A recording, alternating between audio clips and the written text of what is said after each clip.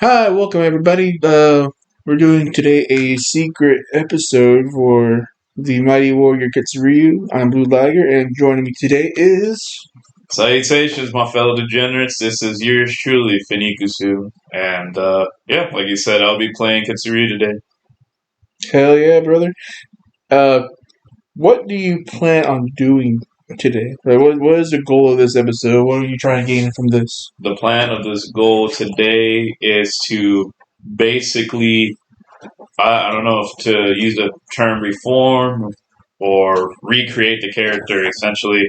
I would like to be more useful to the party. More essentially, I like this man. I feel like I want to start podcasting, but it's not a podcast. But essentially, like I guess, like when it comes to like Ketsuryu and stuff, like I like the direction I took the character. I guess in like the prequel, but I think the first episode is like kind of like the. As much as I don't really like to make a comparison because he really wasn't supposed to do this. As much as I joke around about it, I guess it's kind of like his Zoro against Mihawk moment. Like Zoro, like before he meets Mihawk, he's cocky. He's one of the strongest characters, and like he's blue. Mihawk's just like, oh cool. That don't mean shit to me though. Like I've been around, I feel like maybe the best in like this specific area, but this is a big world, baby. You know what I'm saying? And I feel that was kind of like Hitsuryu, like just very brash, very hit now, strike now, think later. Yeah. You know what I'm saying? But I mean, he does have a moral compass. So I think like after like the first episode with like the demon, the Nightcrawler, no Nightwalker, Nightwalker and shit. Don't sue me. Right? They, I think he didn't like it. He didn't like the fact that more so that and me obviously controlling the character. I didn't like the fact that so many people died over basically a stupid decision. Yeah. You know what I'm saying? And I think like Ketsuryu would just like not be okay with it. He's not an emo boy, unfortunately. So he's not going to sit there like brooding for like the rest of his life. But he definitely wants to, even though he knows that he won't be able to rectify what he did. You know what I'm saying? He at least wants to, just make better life choices and be less of a liability, be more helpful to the rest of the party. Okay, and today we're gonna explore all this fun stuff. Yeah. So let's hop on into the world of Lygericium. Okay. We're gonna start with Catsuryu asleep in Dolahan, covered in snow because the party buried it before they took off. Oh yeah, I forgot it fucking bear. Damn. Yeah, for sure. Okay. So I will be sleeping, dreaming of whatever dragonborns dream of. You know what I'm saying? I will say that it starts off more of a pleasant dream at first, just a regular, sound of the middle dream or whatever. But I do have a question for the DM. So the Nightwalker, does it have a name? Does it have a personality? Or is it more just like a creature beast type thing? Just a creature beast. So the sole purpose was just chaos and destruction. So like an eldritch being almost. Yeah. Okay. So like beyond like sentient comprehension essentially. Yeah. Okay. Now you just feel the central want of destruction essentially. Okay. So then, like I said, I'll after trusting my party and the homie Odin, well, most of the party. I don't trust Warhorn, but feeling like Odin's got this. I went back to the wagon. I went to go take some nappy naps. I am a dragonborn, and I'm cold blooded. So I'm like, I need somewhere warm. So the wagon to me seems like the most adequate place. I'm having a pretty okay dream, and then I just start having an ugly nightmare, and I almost feel like the night walker's trying to possess me almost, or trying to, I don't know, kind of like if I had to explain it, have you seen Blue Exorcist? Kind of like when Ren, the main character, once his like more demonic satanic form starts to pop up, something similar to that. But right now I'm just like, I'm just tossing and turning in my sleep. I haven't woken up yet. So, all right, during your dream, you're Ketsuryu's having a well time, polishing his sword, practicing his swordmanship, whatever the case may be. Yeah. And you get this eerie feeling of something's wrong. Then you blink, and you're on the wall of Light Grove. And you see the Nightwalker in front of you. Bodies strewn everywhere. Carnage and destruction all around you. And it's just you and Light Grove behind you destroyed. What are your thoughts? What are you doing? What? Oh, shit. What the hell? No. No, we killed you. Well, sort of. I start looking. I try shaking one of the bodies that's close to me. Freaking head just rolls. Ah! Fucking A. More jumpy than usual, clearly. I'm pretty distraught. Is Nightwalker doing anything, or is he just like standing there menacingly? Just standing there, posted up, just staring intently at you. The blue flames in his eyes, and the indescriptive face. But you can tell there's malice aimed towards you.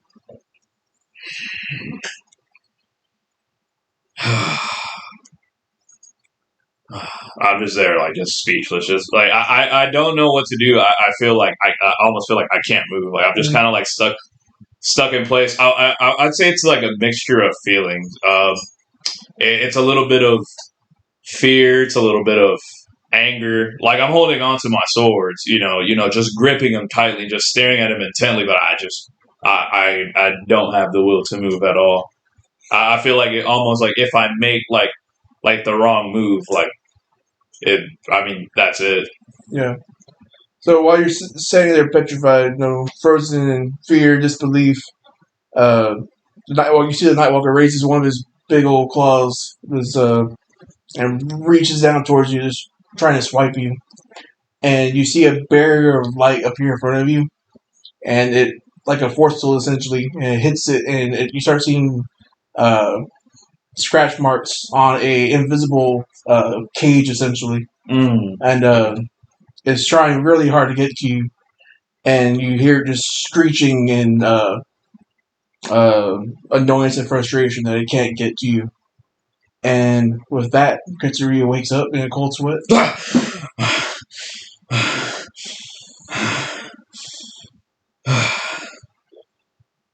It's fucking cold. Cold sweats ain't no joke. Fucking shit. As you're taking your surroundings, you notice the wagon's covered in snow. You're essentially in a giant igloo now. Party's nowhere to be seen. Odin's nowhere to be seen. And you hear nothing. Just still air of the forest and mountains. Can I get out of the wagon, perchance? I'm assuming I will have to dig out of the snow, yeah. Correct? I will choose to dig out of the snow. Okay. You do so, and you see that the wagon's been buried in a bunch of snow and foliage to hide it. You don't see any traces of your party, Odin, the other party of adventurers are guarding. You're just still calm, quiet. Okay. Now that I'm a little more... don't get me wrong, like I'm still like shaking up from the dream, but now I feel like I'd be more concerned with it being cold. You know what I'm saying? So I do proceed to go back in the wagon. So I grab all my things, my backpack, my swords. I grab the radio and I try to radio the rest of the guys. You for some reason you can't reach them. You just get back static, and in the back of your mind you start feeling those blue eyes just staring into you. Come in, Odin. Odin? You okay, buddy? Static. Okay. I'll probably go check up on him in a bit. Melania? And all you hear is white noise over the radio. Post? John? Anyone? Fuck it, Jebediah? Again, you just feel a dreadful sense of loneliness, and you feel alone in the world at this moment in time. Just put the radio up. I just put my back up against a tree, just kind of like looking up. Well, I'm not really. I mean, I'm looking up, but I'm not really. I'm just kind of like just getting spaced out, just contemplating, lost in thought. I'm like, no, you know what? This is you knew that something akin to this was going to happen. Right now, just I need to check up on Odin, make sure he's okay.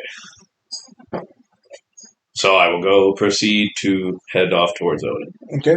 You head back up the trail where you left your party. Odin's no longer there. And in the cave, you see the headless bodies of all the adventurers who y'all were guarding before. What the fuck? And you see traces of like multiple footprints in and out of the cave going down the mountain.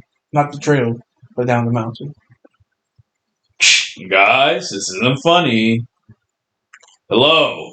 And you briefly catch a broadcast from like Millennia. And they're at the farm. They're taking care of some shit down there. They're giving you a little update. And everyone's down there safe with them, besides the, of course, the dead adventurers. Well, shit. I mean, these seem like decent, nice people. Stupid names, but they seem like decently nice people. Even though, I see the carnage, I just try to double check and see if I feel like a pulse or anything on the people. They're all gone. Surprised that motherfucker didn't turn them into zombies. Man. They're left without me, though. I mean, I'm sure they're doing their quest or whatever, but man, talk about bad timing. Then again, I am the one that decided to go into the wagon and go take a power nap. Shit. I don't know.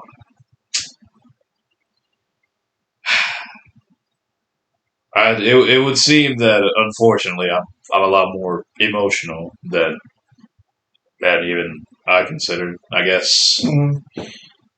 I guess I've been taking the lives that were lost back in Lygericium a little too strongly, and unfortunately, the party's not exactly the most encouraging when it comes to shit like this. I don't want to be a burden. I don't want to come off as weak, but to say that this hasn't taken a toll on me is be an understatement. And this demon, I don't know anything about it yet. I fear it. Like, what? I mean, what if it were to take over? I don't know. I'm having like this monologue. So I'm just sitting there, just like amongst the body, just having like this monologue. And as you mentioned that last part of it might take over, you feel your newly found tattoo start pulsing a little bit, and your new prosthetic hand starts twitching on its own. What the hell?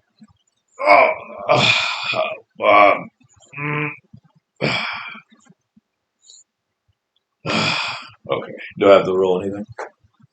To try to control it. Or try to, I guess, keep it more at bay. For this time, no. It's just like it's starting. You start feeling it for the first time. It's not like strong enough to actually control you or control anything you're doing, but you're aware of his presence now. Okay. How does it feel? Like, is it like am I in physical pain? Is it more like a mental, emotional anguish type of feeling, or is how would you describe it? So imagine your tattoos like pins and needle feeling. Oh, what? And then your arm, you feel like you're seeing it move, but you're not. You're not moving it. It almost feels like it's asleep, and it's still pulsing, and like you're having a muscle spasm, essentially. But I do have a question in regards to the prosthetic. So my whole arm is cut off fully, right? The whole it's elbow down. Okay. So it's like I would feel it on like the part of my arm that I still have. Yeah. Okay. I'm not doing this. The fuck is going on? What is this sensation? I don't like it. I don't like it at all. as you briefly feel that sensation, you feel yourself concentrating on your hand, and you regain control of it, and the feeling passes. I get freaked out. I pull out the great sword, which is the one that I use to chunk at the fucking Nightwalker's face, and I sit there and I contemplate heavily. I put my arm extended out, and I'm really considering just fucking chopping my whole shit off. I don't feel like I have the will to just go. Not pain wise. Pain wise, I know I could tolerate it. Whatever, right? Because obviously I've already fucking lost part of my arm. Yeah. But it's like I don't know. I'm just sitting there, just thinking. I'm just more cold sweat, more. At this point, my fucking thoughts are just snowballing and coming up with different scenarios and shit. And you have to think to yourself, is it only going to be my arm? It can't just be this. I mean, it's inside me. What if I were to take it out on the rest of my party? I don't want that. It's already a burden enough that a bunch of people that I didn't know died. I don't know how I would feel if any of them died, especially at my hands. This is not a good feeling at all. And that moment of you thinking that again, you get this intense vision of your point of view and just attacking your party viciously. No. With your beloved sword style. No. I put the sword back because it is heavy. Even though it was a good thought, I know that it would probably take a lot of strain. That I'd probably end up hurting myself a lot more than if I try to chop it down. And so I will grab the katana and I will do the seppuku stance. Okay. Yeah. Oh yeah. I'm at this point, I'm just I'm thinking am I a liability? Was my idea horrible? At this point, I'm starting to lose myself, bro. Yeah. I don't know. I am in despair at this moment. For sure. Yeah. And while you're sitting there holding a sword to yourself, contemplating just ending it all, your thoughts go back to the doctor in Lightgrove. Are you actually atoning for what you've done by doing this? Are you making the wrongs you made right? I just sit there. I just drop the katana. I just kind of weep in silence for a bit. I'm just sitting there, just trying to regather thoughts. Yeah. Just kind of, just sitting there, back head against the cave, just contemplating just everything. And then I start to remember the conversation that I had with the high priestess. Since one of the things that now that I finally have a moment of clarity, I see the priestess body. And I remember her mentioning the rest in peace, Big Mama. I'm remembering that she had mentioned to potentially go to a I don't recall the type of priestess you said. Just a high priest. Just another I guess another high priestess. She was a regular priest, right? Okay, sorry. That she mentioned going to a high priest and perhaps speaking to somebody about this. So I think from this point on, would I know where the closest town is, perchance? Well, there's a town you came from to get to the mountaintop, but remember that particular town didn't have any religious leaders there. So would you perchance want to check the priestess's belongings? That was a good idea. I feel it doesn't feel right, but I do decide to look into her belongings. Okay, and you find her Course of Holy book, and you find on the front page of it, where they usually put the owner's name and everything, where she's from, what church she's part of, and gives you a town. And what is the name of said town? This town will also be called Dusk Fallen. Dusk Fallen. Huh. Okay. I proceed to try to look at the book and stuff. Okay. As you're reading through the book, you start feeling a sense of hope and uh, do I dare say enlightenment while reading through it, and you feel like there may be some truth into this so-called religion versus what Warhorns is spouting off. You feel this might actually be a true thing. Yeah, for sure. I read it. I probably spend, probably no joke, probably about a good hour, 2 hours. But you know what? I will sit there as long as it takes for me to read the book fully. Okay, roll me a D10. A D10? Okay.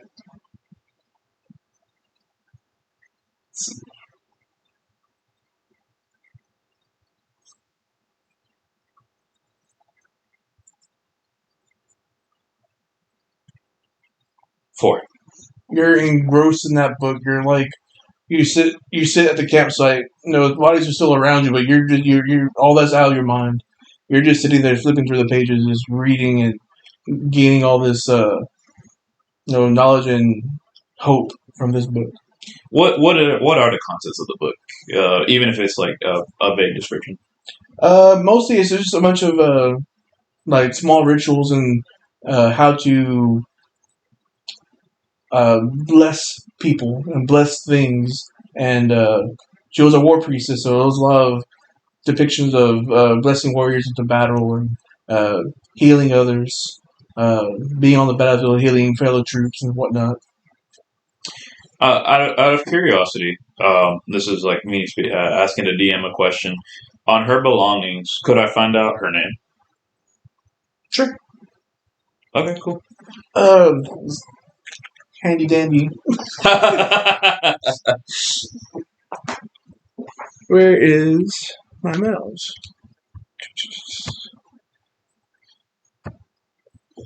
Dang, a lot. I'm getting kind of emotional. Oh man. Let's go with.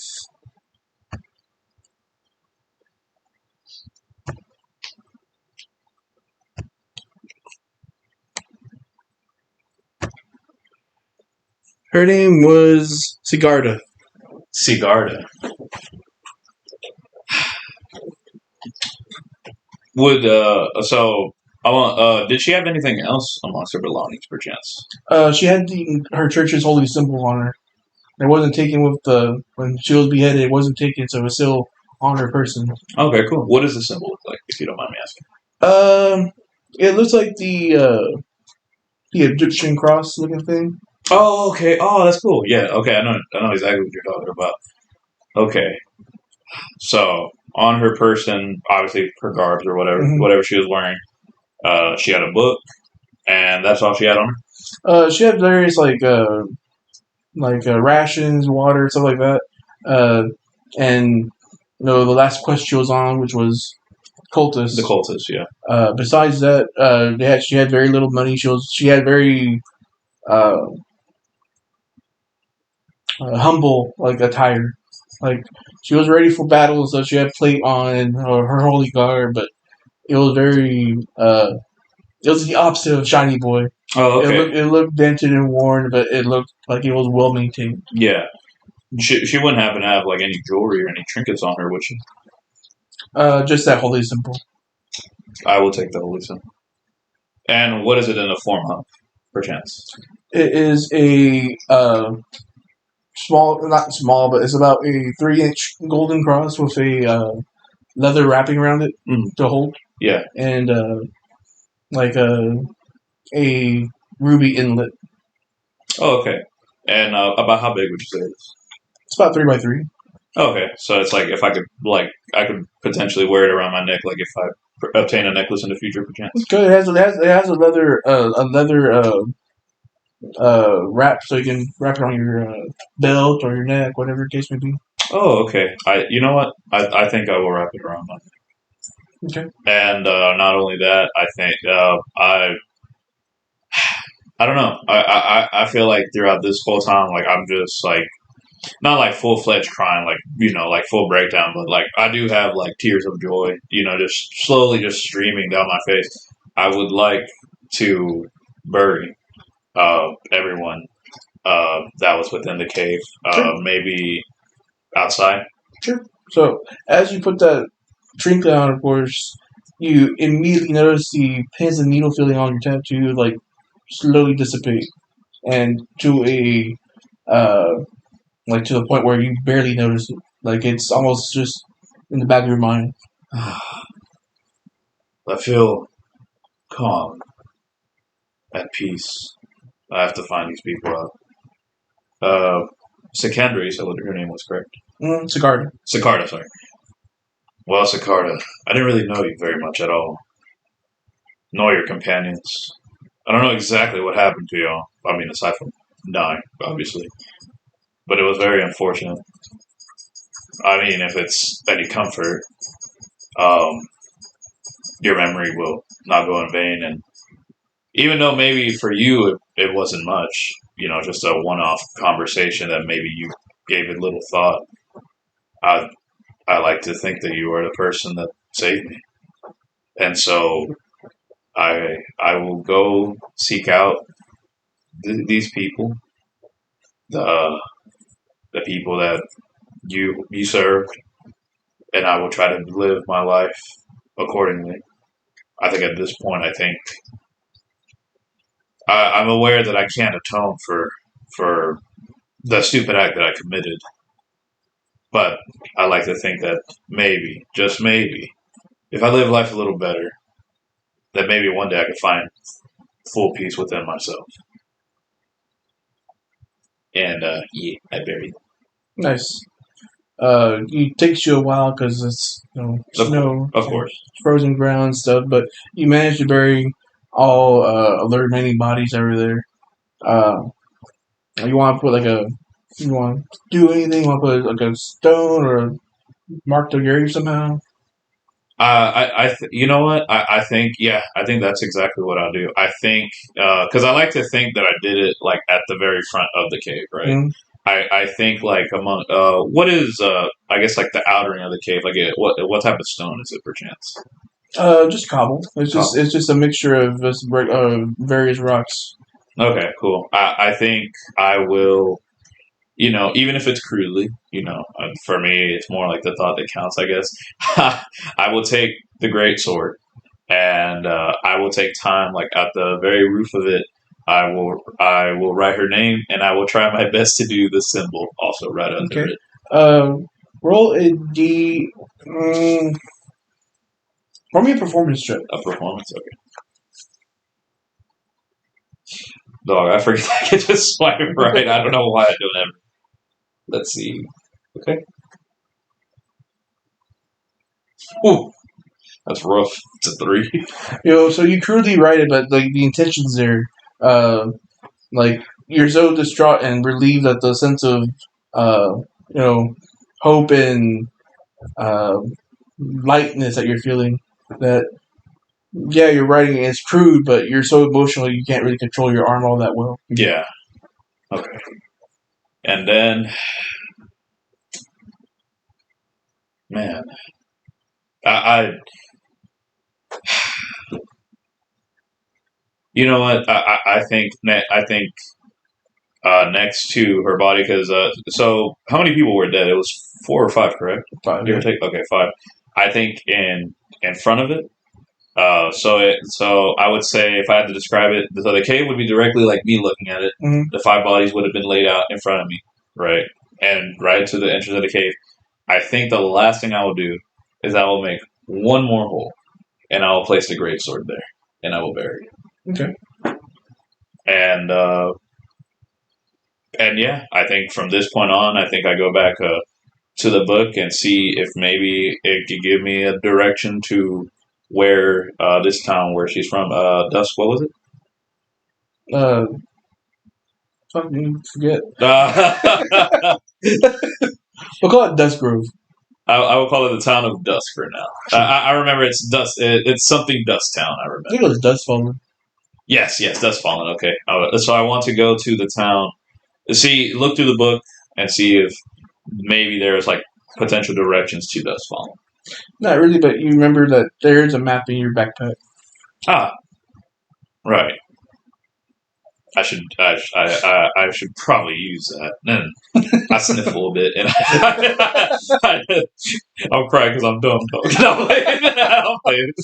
And I do it. Open the map. Okay. You notice it's about a day journey from where you are, and you have your heading. It's gonna be southwest of where you currently are. I will. Random question, because this totally just left my mind too. So everyone's gone, but is Willow there? No, Willow is with the them? party. Okay. Oh, right, she wanted to go with them. Okay, after it. Okay, I think what I will do is I will write a letter and I will leave it on the wagon. Okay. Letting them know that I'm going to head off on a journey, and from there, I think I will let them know that once my journey is fulfilled, I will radio them and meet with them wherever it might be. Although in my mind, I kind of or no, I was gonna say I'm trying to show up at Lygericium, but that'd be metagame. Yeah. And but just in case, even though I know the radio didn't work earlier, in my mind I'm like, okay, maybe it might be because we're out in the weather. I do radio everyone, let them know where I'll be headed. So while you're doing that, from where you're standing making this radio call, you notice you get like this ominous feeling, like the farm where you know your party's gonna be at. There's shit going down over there, but no, in your mind, in your heart, you feel they're taking care of this. I will just be in the way at this point. Yeah, I have to trust them. I mean, can't trust all of them, but they're pretty strong. I have to have faith in my party. I think they'll be okay. Right now, before I become more of a burden, before I become more of a liability, I must take care of myself, and then I should rejoin with it. Hashtag mental health, guys. Fuck yeah. All right. So, you're setting off then? Yeah, I'll set off. I look back at the cave about one last time. I say thank you, and I'm on my way. All right. So, you head out, and you feel somewhat at peace with the new trinket you have, the new holy book that's in your possession, and you notice the ever so faint feeling of that Nightwalker staring at you, but it's almost so faint. It's so faint you hardly ever notice it. Oh yeah, I remember my favorite childhood game when I was a kid, and I'm like, you know what? Fuck this guy. I'm full with determination.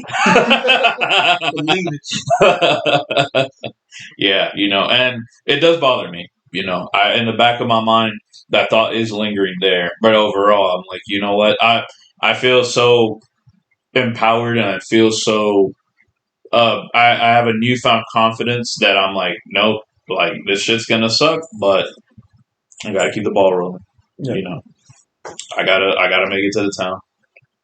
All right. So roll me a d4. Okay.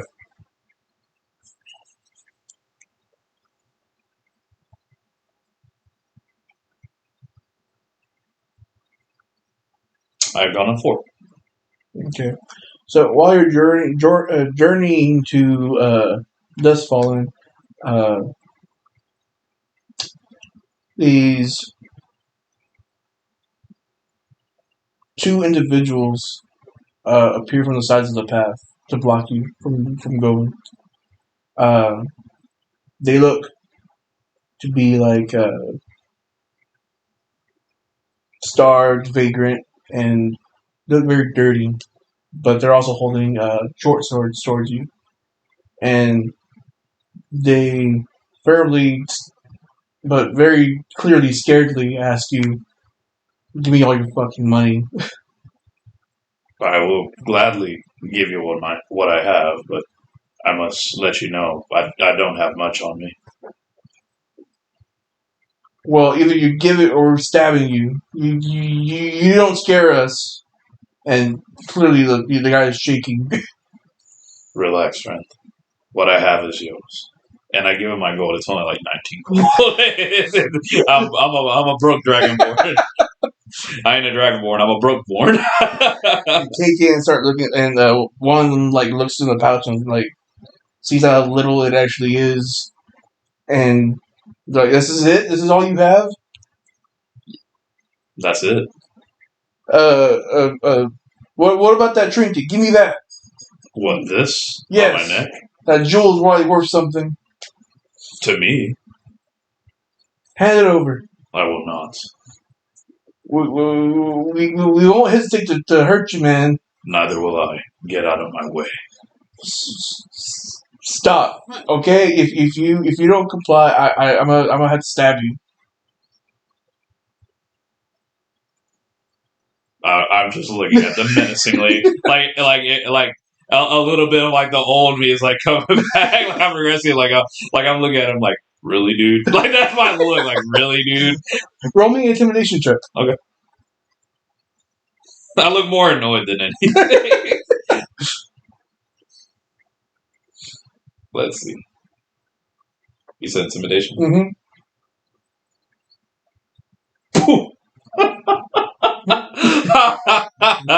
He rolled a 1. So, as you're sitting there, like trying to look intimidating, one of the branches above your head drops snow on you, and like leaves you with a funny looking face. And they're like, they get a little more confident, like, you don't scare us. I shake my head. Cold! Cold! You don't scare us, you fucking scaly bitch. I'm not trying to scare anybody, and there's no need for words like that. I'm simply on a journey. Then give me what you got. I gave you what I had. Give me what we're asking for. Give me the cross. No. Look, dude. We don't want to kill anyone. We don't want to hurt no one. You're already clearly not able to hold a sword with that arm of yours. So just hand it over, and we'll let you go. I wish to ever so calmly just pull out the frost brand and just be like, would you like to test that? Okay. They see your sword and they see the aura that's coming off it, because that sword does glow with the frozen aura around it. Mm-hmm. And they look at each other like, you attack him. They're like, and fucking Biggs and Wedge. And the other one was like, no, you know what we're gonna do? We're gonna mug them. And they look at you again, like, and they kind of like steel themselves and ready themselves, and they yell at to you again, like, just put the sword away. You're gonna hurt yourself. You crippled. Oh. Maybe I could commit one more sin before I atone. I would like to put away the sword and use my ice breath. Okay. I at this point, I know I can't really intimidate them, but I'm hoping that at least the ice breath will give them the memo. They're like, bro, I just want to pass, bro. Like I'm really, like, I'm not in a good mood. I'm really not trying to deal with this shit right now, bro. At this point, I'm not even trying to be intimidated. Like, I'm just annoyed. I'm like, get the fuck out of my way. I don't want to kill anybody. I feel good until I ran into you, motherfuckers. Okay, roll me a performance check. Okay. No, you already felt the intimidation. Maybe you can put on an act. Yeah, for sure.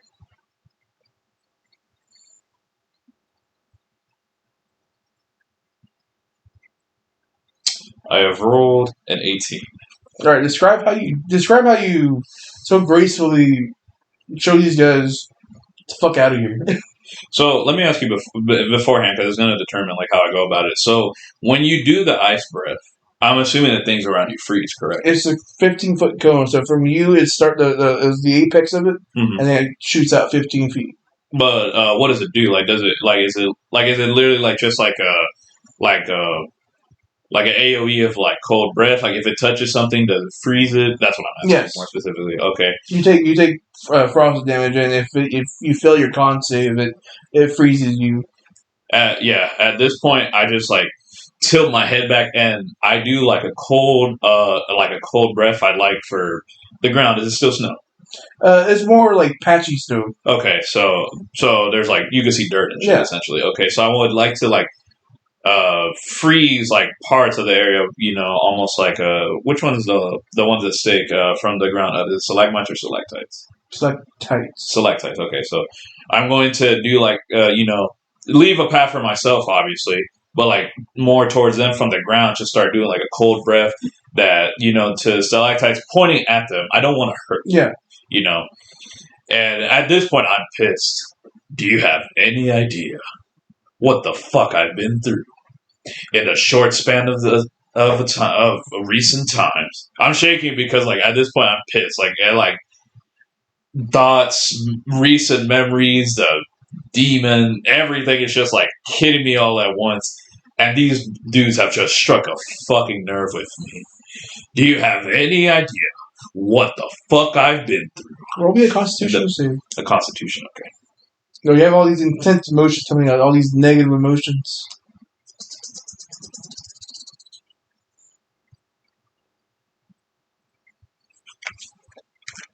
Wait, a save or a regular one? A save. Oh, okay, a save. I rolled a 25. Okay, you briefly, for the briefest of moments, you feel essentially, like, you feel like you blink and everything's black around you. You see, like, you feel those eyes just staring at you again. You feel a little bit of those pins and needle feeling again, but you quickly just brush it away, and you're focused. Your fiery intentions in play.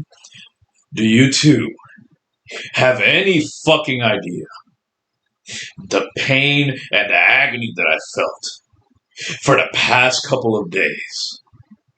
I made one stupid decision because my whole life I have lived recklessly, and I caused the death of many people. And now I am stuck with a being that I did not want to, but I did it because I felt the need of self-sacrifice myself because I had no other idea how to live with myself. You asked me to give you the money, and I gave you the little that I have. Get the fuck out of my way, please. And like with that, they look back towards each other and they say, "Fuck this!" and they like dart off into the forest. Did they take the money patch with them? They drop their swords. Okay, I have no interest in them. I just walk. Like looking at it, you can tell they're starved and they're desperate people. They're not bad people per se. They're just desperate. As I walk off, I just kind of like look in the direction they left. I'm like, forgive me, and I just keep on my journey. Nice. Good con save, by the way. Thank you. Thank you. I was just like, oh no! Rolling a 25. Hell yeah. All right. As you're finishing up your journey, you start getting into Dustfall, and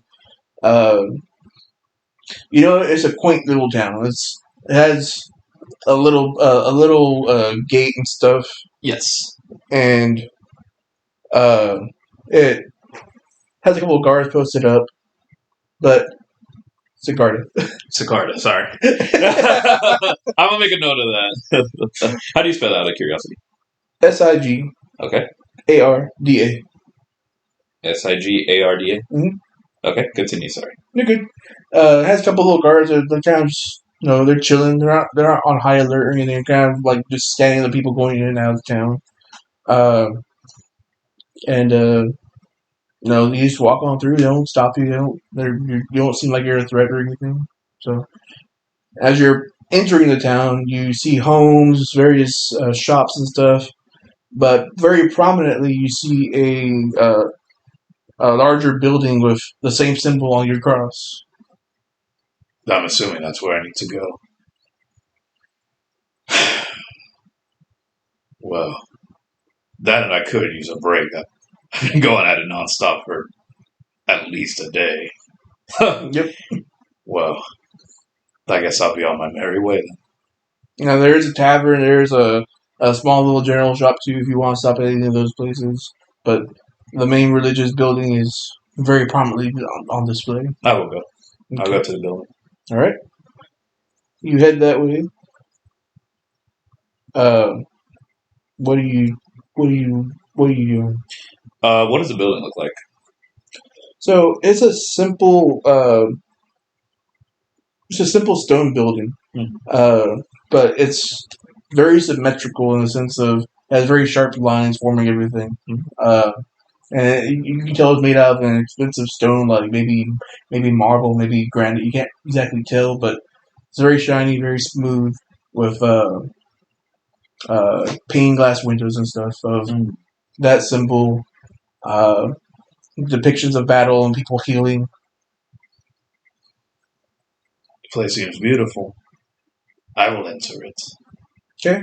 So as you approach the door, you see these large, like 10-foot doors, and they're made out of like this real thick, like mahogany wood. With they're adorned with like this beautiful brass and maybe even gold handles. Yeah. Can't tell, but you think they're gold. Okay. And you open it up, they swing like on well-oiled hinges, just flawlessly swing open. Oddly satisfying. No creaks here. Yeah. No. Just swings open.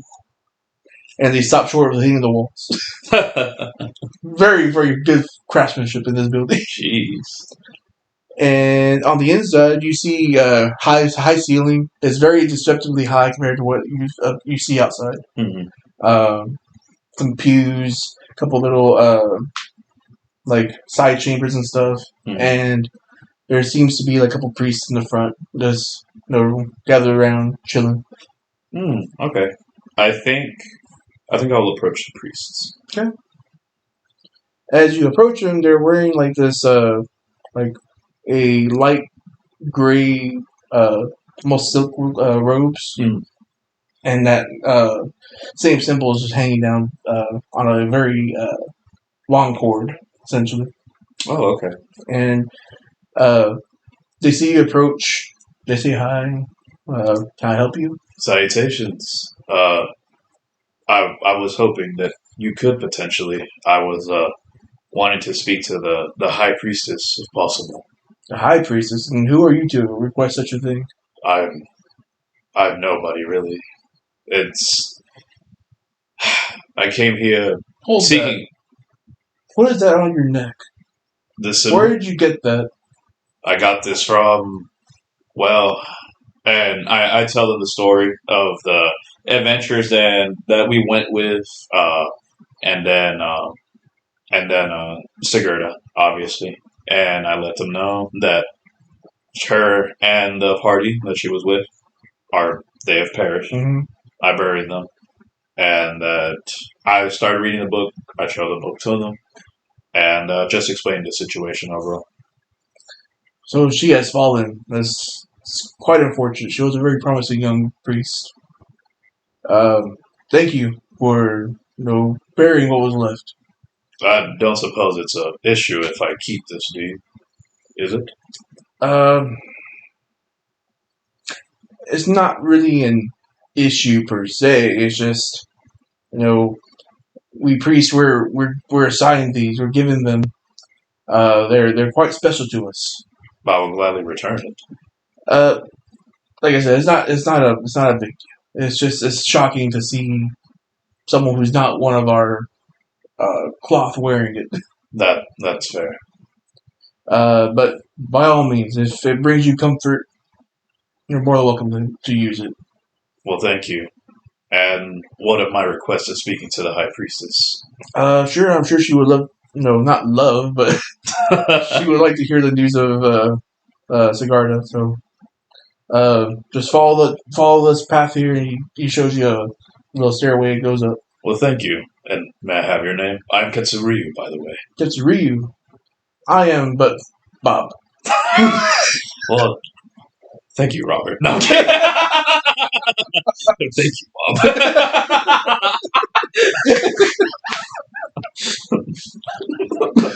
Oh Lord, that was great. Oh, bro, that just reminded me of Niga Higa. That just took me back, bro. I am Bob. That was fucking funny.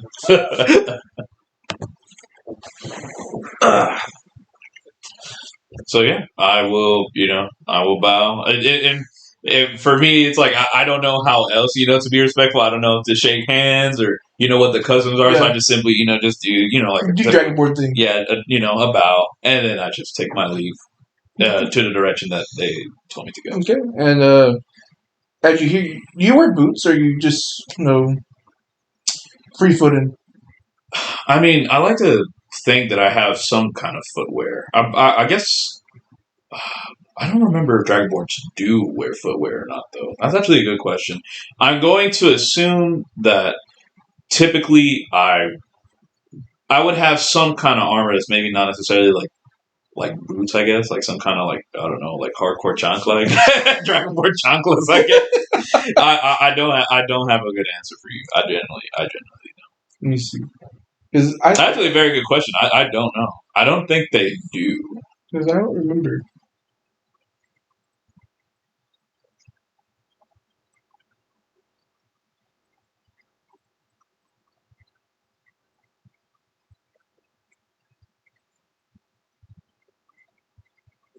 They can, if you want. Yeah, I will assume that I am wearing. Knowing myself, I would probably want to wear the lightest ones, just enough to get the job done. Basically, I like mobility. You're wearing chocolates? Yeah, basically, where it's like some hardcore. Or you're wearing Crocs? No, not Crocs. I'm wearing some hard. I'm wearing like some hardcore like running shoes. I guess I don't know, like dragonborn running shoes. You're wearing tennis shoes. Okay, so as you hear your. Oh yeah, fuck it. I'll be wearing boots. Why not? Okay, so as you hear your heels clacking on the marble floors, you hear that soft lip as you're going up. You see this. It's like it's for as ornate as this building is. This door is very plain. And you approach the door. It's just a plain wooden door. Honestly, it looks cheap compared to everything else in this building. It looks cheap. What do you like to do? The door's closed. I would like to very politely knock. Like somewhat firmly, but I'm not trying to, dragonborn just bump, bump, bump it. You know what I'm saying? Yeah. So you hear a soft voice say, "Come in." And I open the door. And you open the door, and you see a high elf dressed in very, very plain robes, and the same symbol around her neck, but it looks old and worn, like it's been heavily used. And you see an older high elf sitting behind a desk. Well, salutations. I bow. Oh, hello. What are you doing here? Well, it's a very long story. But firstly, nice to. I am slightly nervous because I don't typically. I mean, this is my first time in a place like this. You know what I'm saying? Being draconic, I feel like the only, I guess, real deity that I guess we're like mostly familiar with would be like Tiamat, for example. So, I like religion, but, Ketsuryu was never really religious, like, at all prior to this. So, even his knowledge on that is very limited. Like, he knows the name and he knows that has a general idea of it, but, like, this is, like, all completely new to him. And he is flabbergasted. He's impressed, but he's super nervous. I'm Ketsuryu. I already said that. And I am here because I wanted to speak to the High Priestess, and I was told that I could find them here. I'm not sure which one of you it is. Sorry, I don't mean any disrespect. She quickly dismisses hey, no, you don't need to bow. It's totally fine. You don't need to do that. Okay. My name is Gisela, and I am the High Priestess of this holy place. Gisela, you said? Yes. And the other individual? It's just that one. Oh, it's just one. Mhm. Okay. Well, Gisela, let me see. I'm going to spell that name real quick so I don't forget it. Gisl. This is completely backwards, but I spelled priestess totally wrong. There we go. Well, Miss or Mrs. Gisela, I am here on with the insane tale, and I was wondering if you could help me. Sure, have a seat. And she motions to a chair that looks like the most expensive thing in this room. Like everything in this room looks very plain and homely. Mhm. The clothes she's wearing to the even the chair she's sitting on looks very basic, except for the chairs that are for her guests. Oh, okay. I take a seat. Nice craftsmanship. Um, where would I even begin when it comes to this story? Well, how about the beginning? What's troubling you?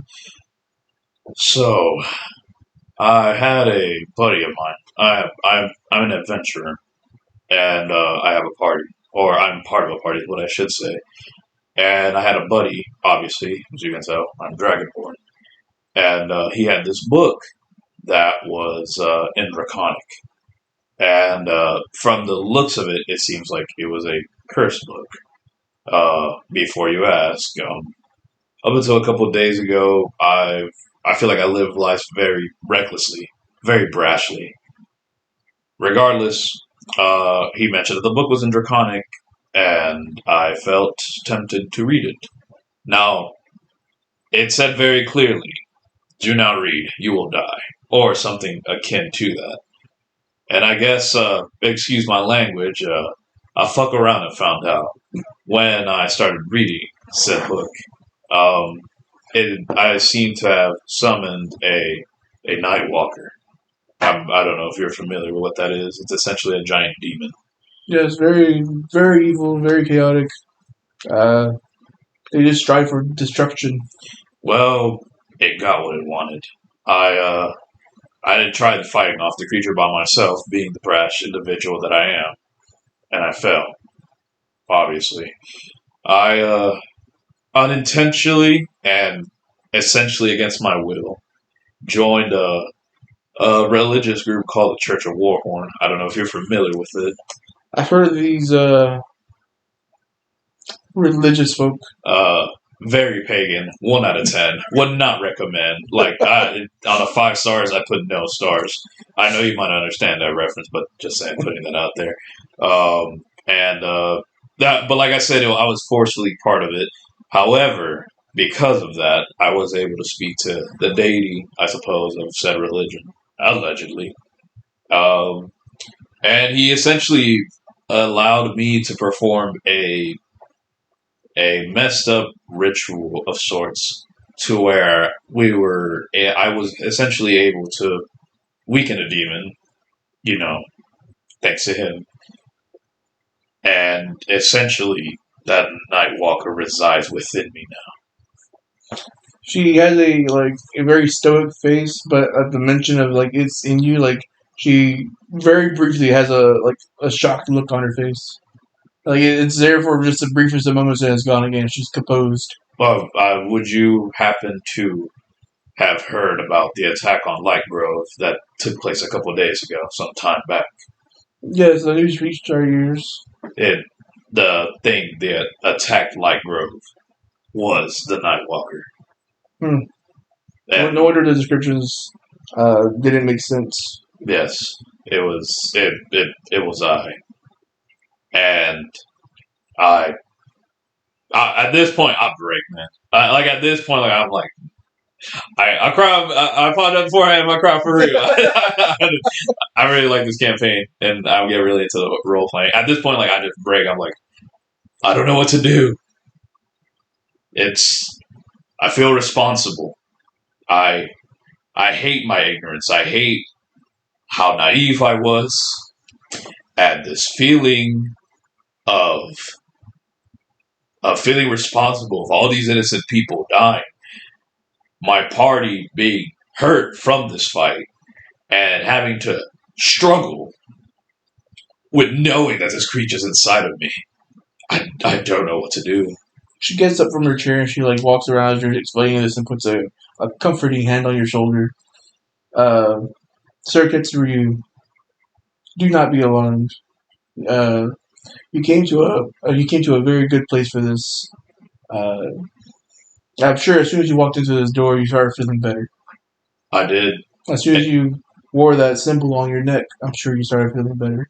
I read this book. It was left by Lady Sigurda. I don't know if you're familiar with her. Lady who? Sigurda? And or like Sigarda, sorry. The name, like as soon as you say that name, she has a hurt look on her face, and well, where is she?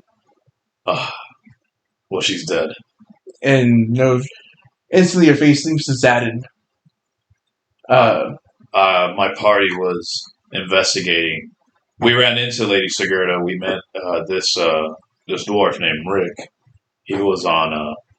We were doing his quest. I'm part, like I mentioned, I'm part of a adventuring party. We took this quest to capture his party. Where we met Rick. I explained the whole situation with Rick and everything. Anyways, he ended up taking us back to this mountain with the rest of his party, where Sigurda was amongst these people. And she's actually the person that directed me towards you. I didn't tell her in regards to the situation that I'm explaining in detail to you. But, well, I might have. I don't remember. Forgive me. These past couple of days have been pretty hazy. And, anyways, as my companions split into groups, I was not feeling that well. And so I took my leave to our wagon. And I slept. When I woke up to check on my companions and everybody and went back to the cave, they were all slaughtered. So as you're like finishing your sentence, she kind of leans onto the desk, like pinches the brow of her nose, and she just like very softly just says like foolish girl.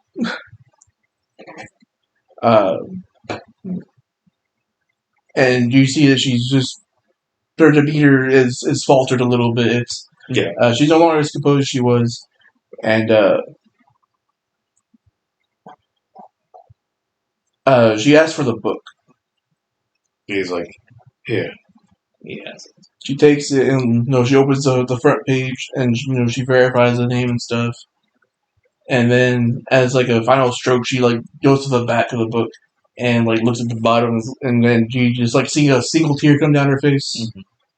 And she sighs, like wipes it up and hands it back to you, like, well, thank you for burying her. It's the least that I could do. I like to think that she saved my life, whether she knows it or not. Gave a purpose. Well, my daughter had an often way of doing that. So your daughter. And she like looks at you like, I'm sorry for your loss. It happens. As much as it pains us, these things happen. We all have our duties to go about. Now, Ketsuryu, how can we help you? As you can tell, I've always had like I said, I've been a wandering swordsman for a very long time. I've lived my life pretty recklessly, not really thinking about the consequences, unga boonga, if you will. It's a term we use back in my village. It's more, at least within where I'm from, it's a lot of our respect is gained through battle. Hit now, think later, essentially. Obviously, that changed when we mature, but unfortunately, I'm still relatively young, despite the sound of my voice. I don't know. I was reading it through the book, and I read about something in relation to a holy night. It piqued my interest. I want to be able to help people. I want to heal. I want to. I don't know why you said that word. Huh? I don't know why you said that word. What? Oh, heal. Sorry to interrupt. Oh no. Not the Dragonborn Elven Priestess episode. Oh no! Roll for stamina. No, I'm kidding. I just want to be more helpful. I want to heal. I want to be able to have the strength to maybe not so extinguish evil. I don't know if that's online with the teachings here or not. But I want to be able to protect my friends, protect the people I care about, take care of other people who might be in need. And this might be more of a selfish request, although I know all of this is almost entirely a selfish request. I would like to take my leave of the Church of Warhorn. I wish to partake no part in that organization at all. Well, they're not from this land, so we have no ill will of this Church of Warhorn, as you so that's who they're called. You haven't met their son. However, there's no reason you cannot leave a church and go about praising something else. As far as what you're referring to, I believe you want to be a paladin. Yes, I read something of clerics also. They're more healers of nothing else, but there are some paladins who have the skills of both. Mind you, they prioritize combat over healing, but they can heal their friends and their fallen allies. Fair. They can be the difference between a life lost and a life saved. Is that something you're interested in? Of course. Well, we have a very, very strict code of no swords. No swords. If you want to join this organization, you want to join this holy land, you must give up your sword, Ketsuryu. I just sit there, just thinking for a second. I'm just looking at my swords. I'm thinking of the katana and all the past journeys that it's been on. It's been a sword that was crafted when I was like much younger. Basically, been like, really all three of them were, but I was okay with parting them because they were almost identical. But the thought of like leaving this thing that I've had for such a long time, I've had on so many journeys, it's just so it's pretty overwhelming. I look at the cursed sword, and I have mixed feelings towards it. More than anything, I'm more so. I'm more so it. That one I see in more disdain, more not so much disgust, but just like more easier to part ways with because it just reminds me because that was literally one of the things that I obtained right before the whole debacle with the Night Walker. The Ice Sword is the one that I'm like, oh man, like about my way, I'm like, oh, like this is really a good idea. Like this shit looks fucking cool. Like literally in my mind, like after that, internally, I'm just like, man, like I paid a lot of money for this shit, dog.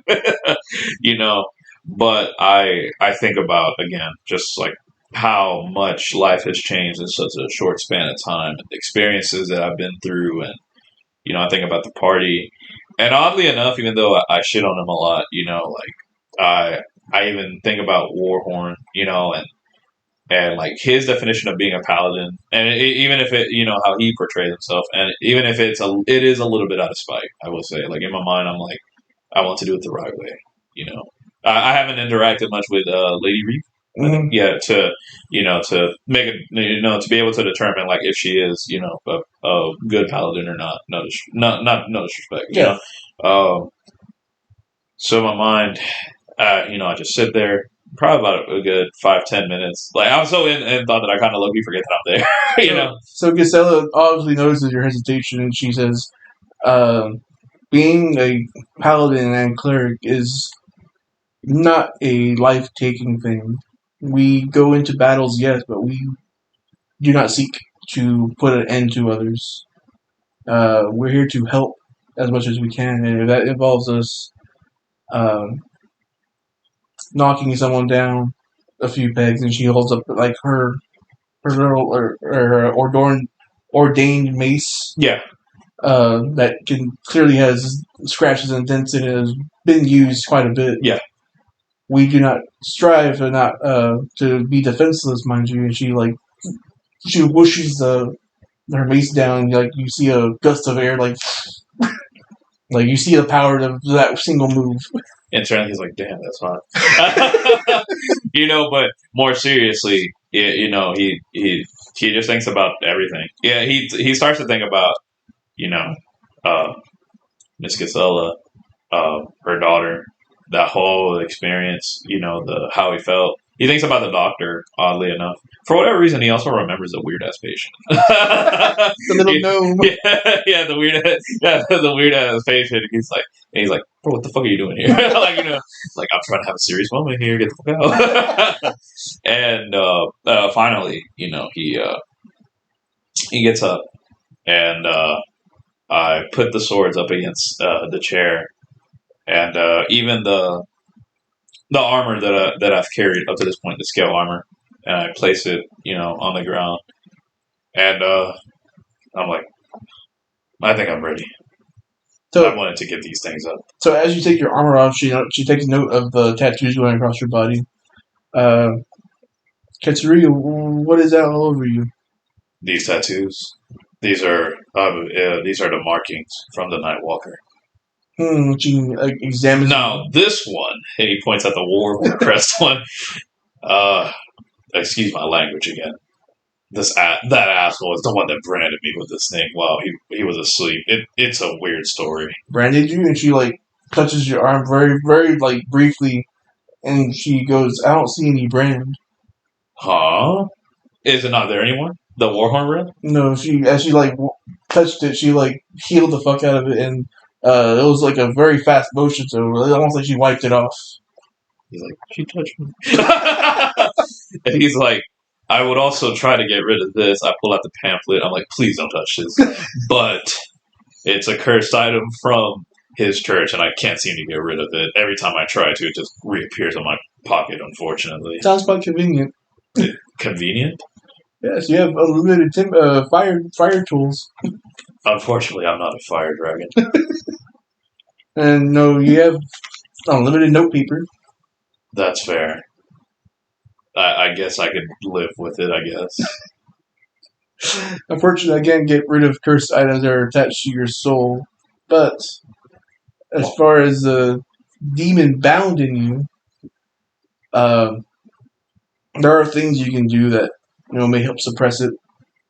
But there will be a day where you must face your demons, your inner demons, if you will. That's fair. You're gonna have to, banish this demon eventually.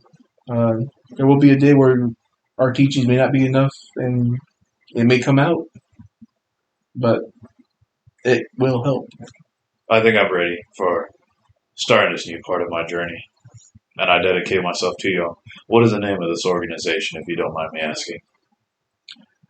We don't believe in names here. Interesting. We don't. Let me clarify. We don't essentially pray to any singular god. Oh. We pray to whoever's willing to listen, whoever's willing to help and guide. If that happens to be a war master, we're praying to a war master. If it happens to be a god of farming or whatever the case may be, that's what we're praying to. As long as it's something that is helping the situation, helps us what we're trying to accomplish, we're praying to that deity. That's interesting. Hypothetically speaking, he has a little smirk, a little fond memory. Call this cheesy, corny, if you will. But if y'all are ever to change that, I think the name Sigurdite sounds pretty cool. She gets a little smirk on her face, yes, that would be fitting, but we are a humble organization. That's fair. I mean, can't be worse than Warhorns. We've talked a lot about Warhorns in the past couple of days. No, I believe that this place was named once before, but it was way before my time, and those records have been lost to me. I don't recall. Okay. But you can always still are members by the trinket. Ah, okay. So I'm assuming this specific place. Does this place have a name? Out of curiosity. No, as far as I'm aware, we've always been in Dusk Fallen. Ah, okay. It goes back great times 27 generations, if you will. I get PTSD from hearing that fucking turn. It's like a turtle. It's like. But if you must know, this particular place is called. Da, da, da, da, da, da, da,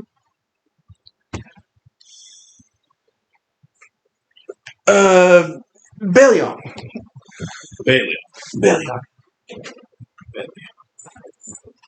I don't suppose it's like the Church of Balion, correct? No, this is the build. This specific ground. Yeah. building. Yes. Okay. So I suppose if I go to other ones from around the world, They'll just look for the symbol, and all of our buildings look very, very, very, very striking similar. understood. So where does my journey begin, aside from getting rid of the old me, essentially? Follow me, and she leads you out of the chambers and into a lower section of this church. Mm-hmm. And you see rows upon rows of not that many. It's like 3 rows of people essentially training in various things. There'd be your paladins training in martial combat or doing their studying. There's priests and clerics reading up on various prayers and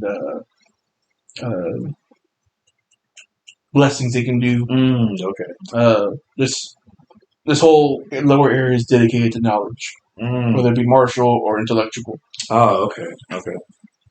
And we'll see how much you can learn. And she waves you all in. Thank you very much, Lady Gisela. How would I refer to you? Just Gisela's fine. Gisela. Well, thank you very much. You're very lovely. I appreciate your help, and again, I'm sorry for your loss. I shall mourn later. It's okay. Well, thank you. I will take my leave then. And she politely lowers her head a little bit, and she turns on her heel and walks away. And you hear this, just the faintest, because your dragon ears, sniffle coming from her. Yeah, in my mind, I'm like, damn. I'm like, I want to comfort her. No, stop simping for the elf priest. Stop simping for the elf high priestess, bro. Like in my mind, I'm like, unless. Wait, I forgot something. No. And yeah. So go ahead and roll me a D30. Mm-hmm. So do a D10 and a D20. That's.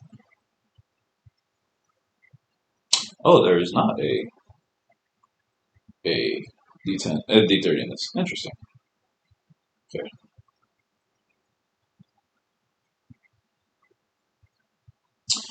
I've rolled a 14. Okay. So, for 14 straight days... 2 weeks. 2 full weeks. You are training, you are slowly forgetting the ways of your sword, learning the way of paladins, learning the way of clerics, and fast forward those 2 weeks, and 3 sword styles sound so far off in the distance from you now. You've literally forgotten how to hold the sword. Essentially, you can pick it up, but you can't align the edge. You can't. It doesn't feel right anymore. Oh wow!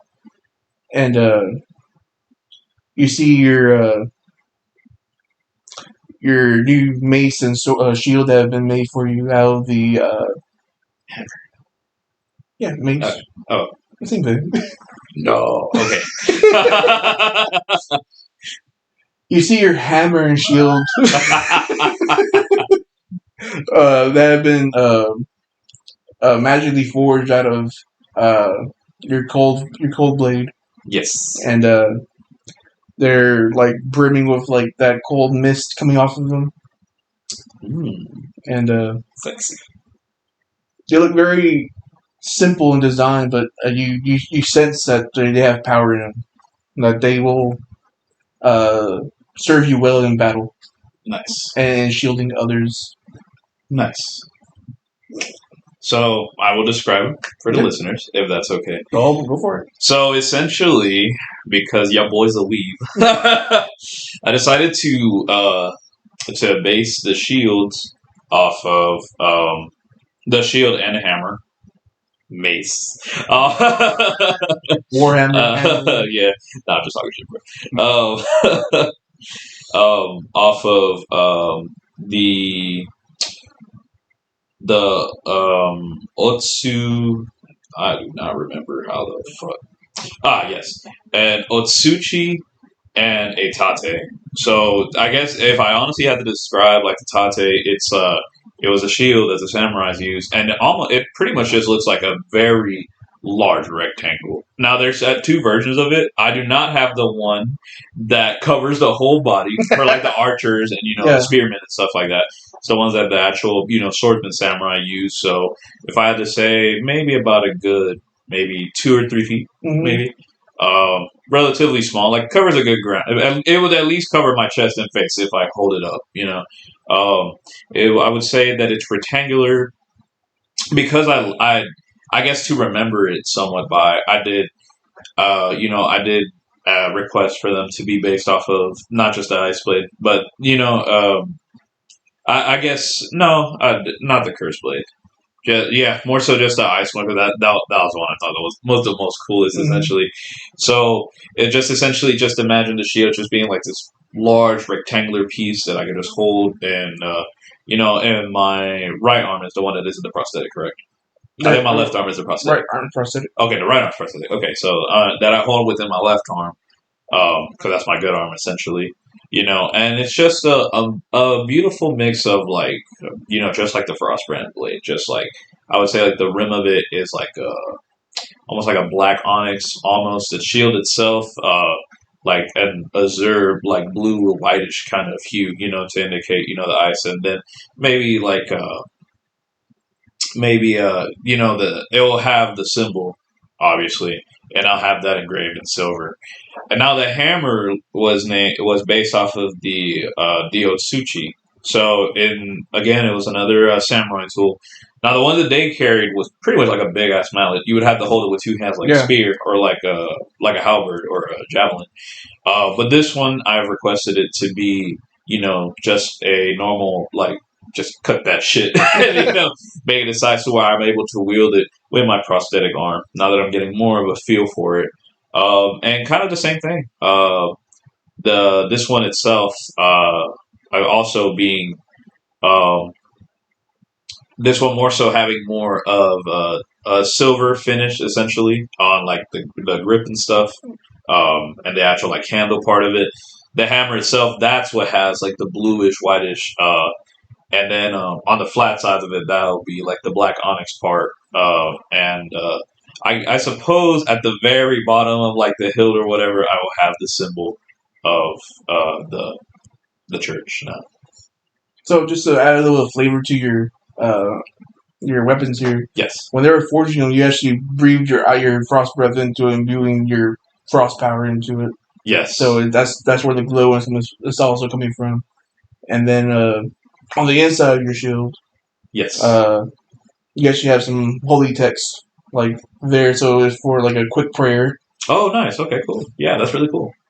Yeah, and in order to, I guess, completely let go of me, and so that these items can, retain their magical properties, essentially, and give it the look that it is, I did also give up my breath weapon. Yeah, that's why it's gone.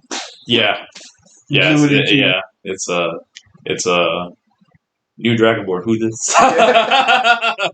Essentially, yeah. And with that, after 2 solid weeks of training your ass off, you're confident that you are a different man. You are a different dragon, if you will. Out of curiosity, what type of guards would I be wearing? Like, would I be wearing like their actual like the robes that they wear, for example? Yeah, you're wearing their quote unquote acolyte robes. So they imagine what the Grisella was wearing. Just real basic gray robes. Okay. But under them, you actually have chainmail under it. Oh, okay, cool. So like you look very approachable and stuff to people who don't know, but all these priests all wear armor underneath their robes. Okay. Yeah, that's cool.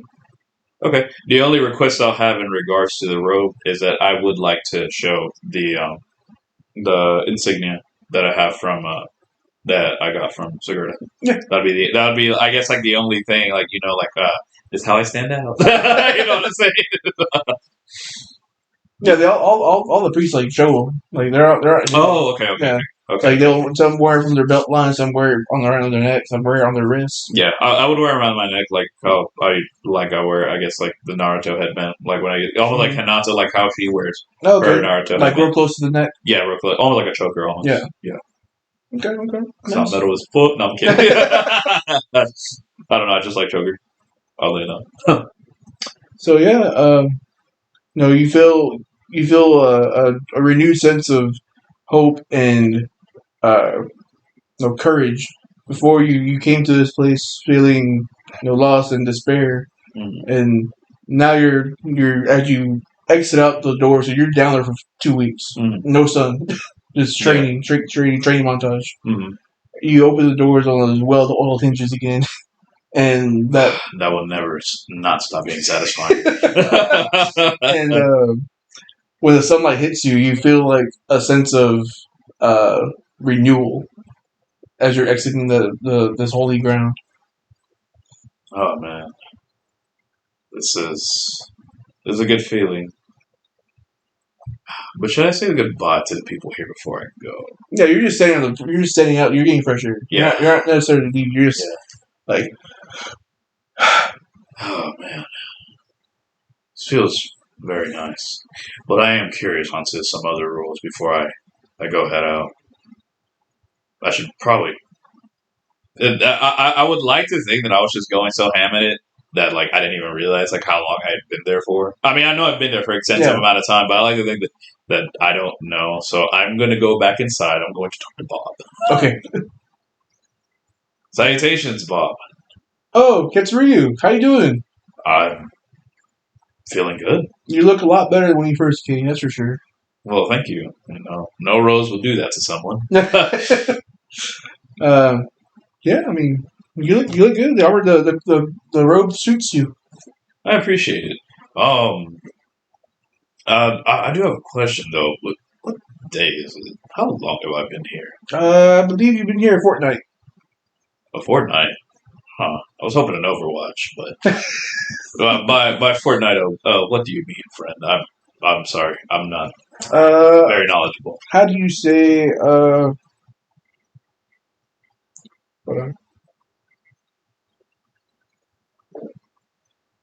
You've been here for 2 semanas. 2 semanas.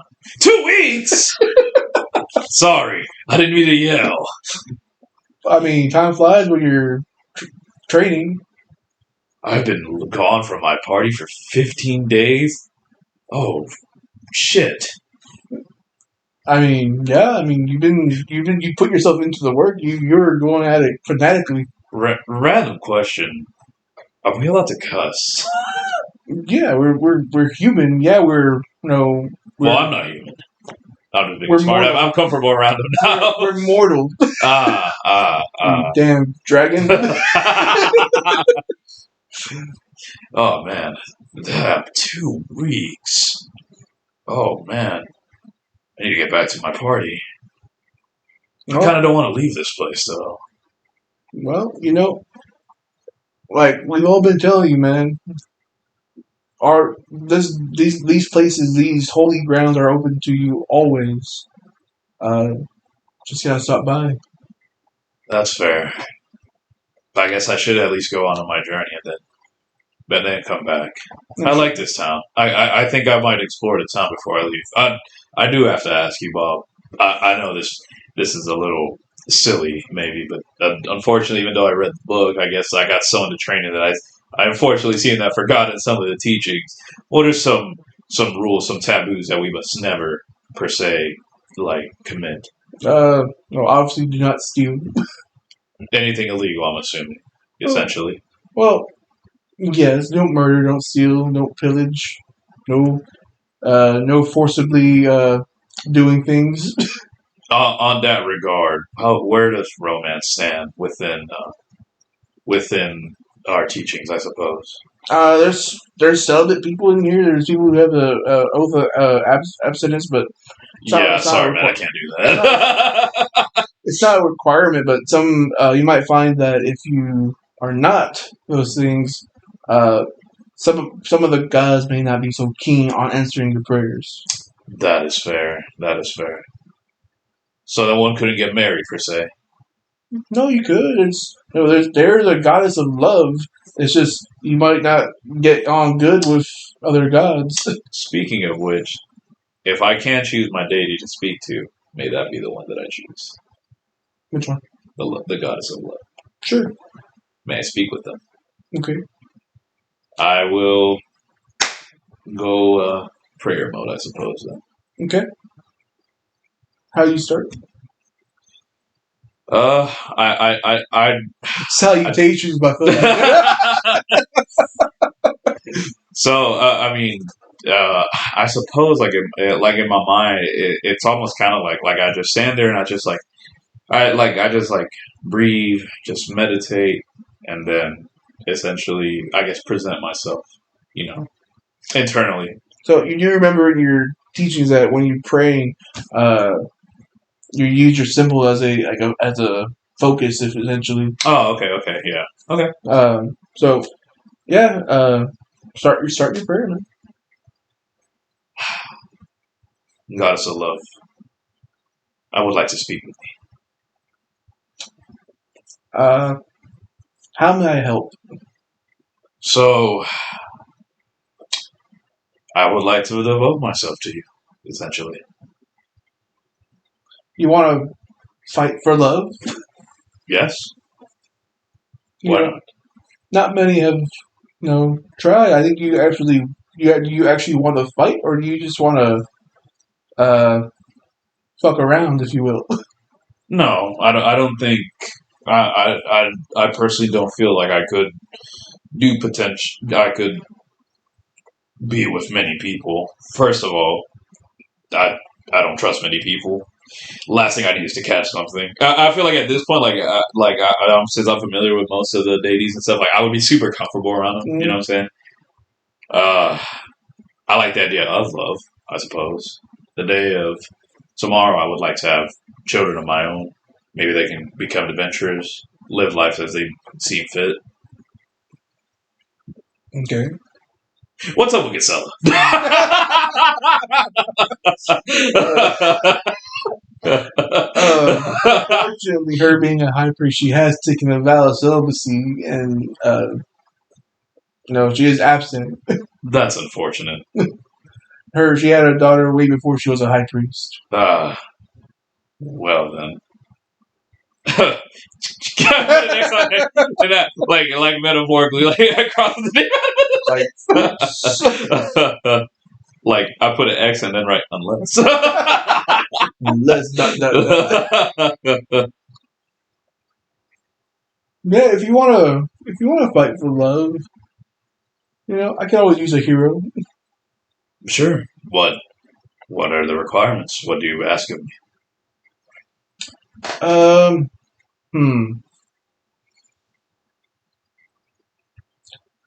You must never turn away a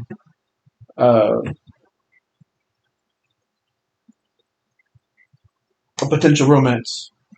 Never? Never. Is this the start of my harem? You must be open to all avenues. Including whatever gender, I'm assuming. If that's a thing. I'm asking you, respectfully. That's the thing. You know what? Sure. I can do this. Now, just because you're devoting yourself to this doesn't necessarily mean you're going to be bombarded with requests, if you will. No, of course. Respectfully, I would hope not. Respectfully. But if it does arise, can't turn it down. Must pursue. That's fair. I think I'm... Yeah. No. I think. I know. I can. And I shall. Okay, then... May I know thy name?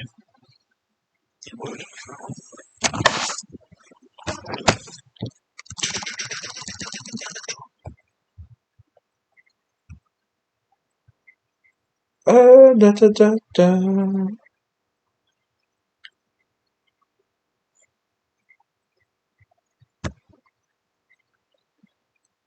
Thy name is Rodaka. Redaka? Yeah, Rodaka. Rodaca? K. Rodak. Yeah. Goddess, correct? God, goddess. It's not really a thing. Okay. Okay. Radaka, I'll put goddess of love. That's my headcanon. It's a goddess. Yeah. What's up with you, though, Rodaka?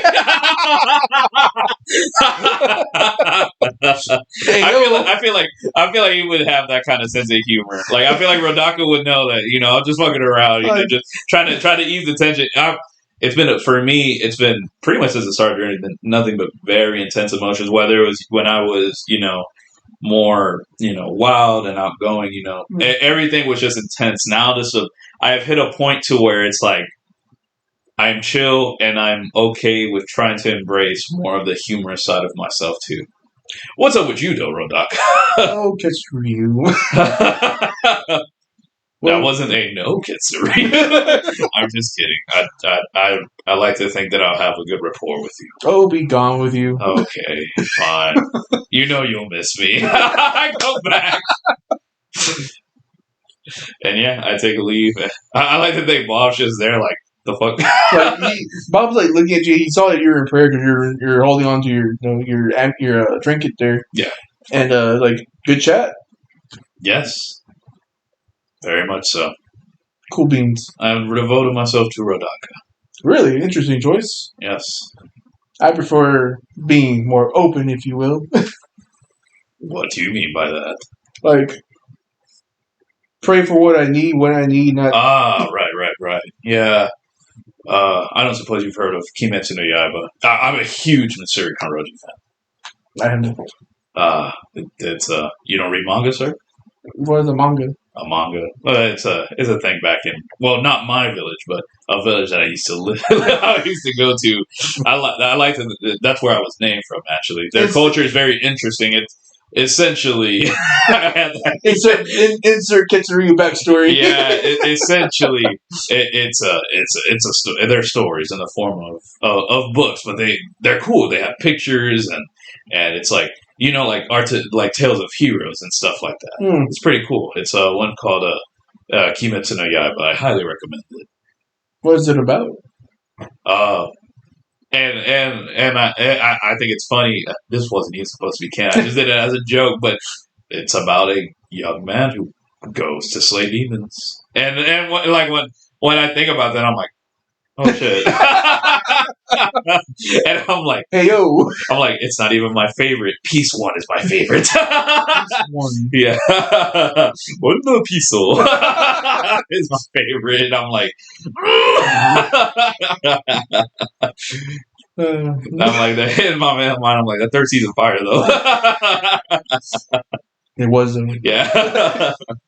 Beautiful art style. That's what he finished. Beautiful art. Yeah.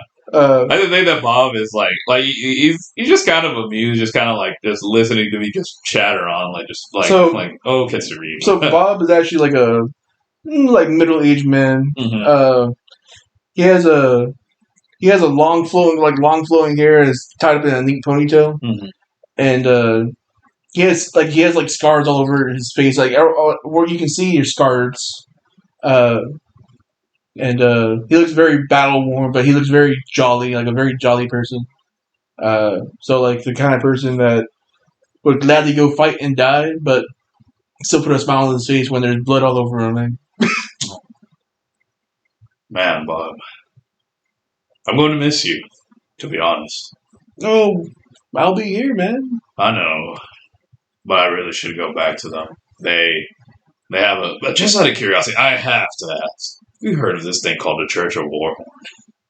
I've heard rumors of a church from like another land that's been taking hold here. Oh man, well, Something about weird pamphlets appearing and people getting branded. I show it to them.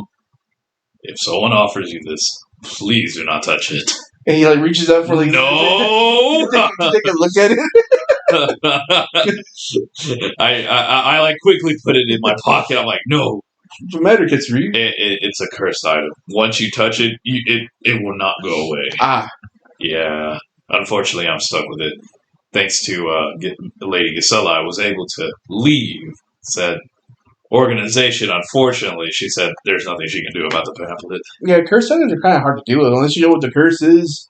It could kill the person trying to dispel it. Yeah, I'll just take my off. Limited toilet paper or fire. Supply for fire. Or maybe I could find a way to, I don't know, use like whiteout. That's a thing that I've heard of. This magical item that could, Erase paper. text. Yeah, erase text. Maybe I could set pamphlets for us or stuff. I don't know. White out, just see taking pamphlets out, white them out, sell them. Yeah, but I think I'll take my leave. All right. Well, you're always welcome here. Well, thank you. I give him a very bro-ish hug. He goes in, like hugs you back, and you feel the armor under his robe. Yeah. And you can tell it's also very battle worn. There's dents in it, and he feels very strong. Bob, not if it weren't for the fact that the feeling itself and the situation being stressful, I feel like I would have loved to have gone to battle with you. Not like us fighting, but I mean like as your companion, as your ally. Oh yeah, man, battle bros. Perhaps one of these days, maybe we can. When I come back into town, perhaps we can share stories. Yeah, I mean you were kind of focused on training, so we didn't get to talk very much. But we had meals together. We broke bread. Yeah, for sure. Well, I think I'm going to say goodbye to my instructor, goodbye to Lady Gisela, and then I will take my leave. What could you tell me about this town before I go meet up with my party? Any places of note maybe that I should check out? It's just a real quaint little town. I mean, there's a little coffee shop that's pretty popular. There's a tavern, of course, where What is coffee? Coffee is bean water. Bean water? Yeah, you ground up like a special kind of bean, and you put boiling water into it while it's finely ground. That sounds gross. And this bean water comes out of it. You have to filter it, and you drink it. That sounds interesting. Is there a type of... Oh, they did talk about it back where I'm from, but I think they call it cafe, I believe. Mm. Yeah. Oh, I've heard of this bean water. Sounds gross. Yeah, Is there any you'd recommend? Just regular coffee, and you get like some sugar in it, some cream. Why would you put sweet stuff with beans? So it's very bitter. Okay. You add the sweetness for it, so it tastes better.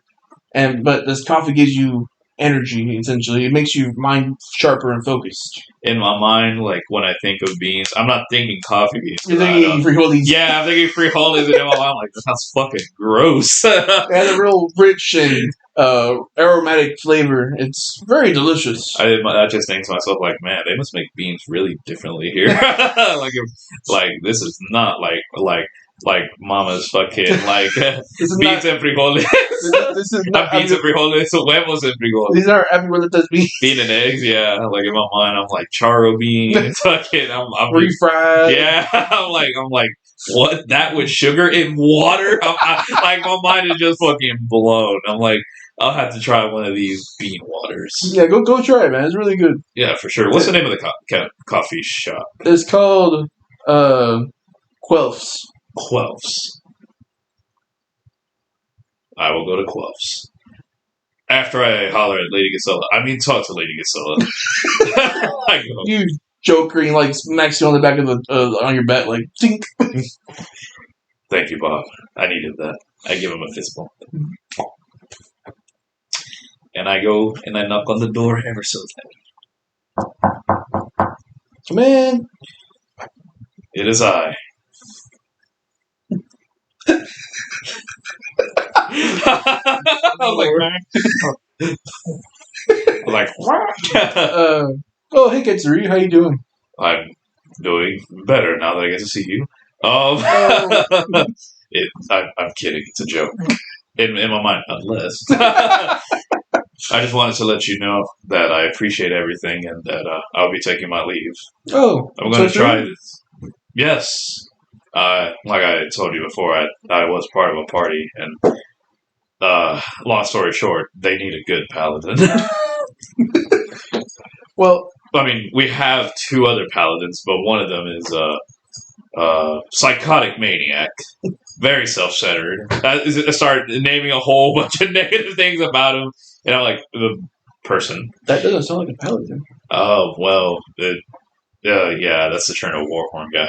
And we have another paladin, but she is very absent. So I would like to be able to help my party a lot more in that regard. Okay. But I do intend to come back. Before I go into town, Bob out there told me to go try some bean water.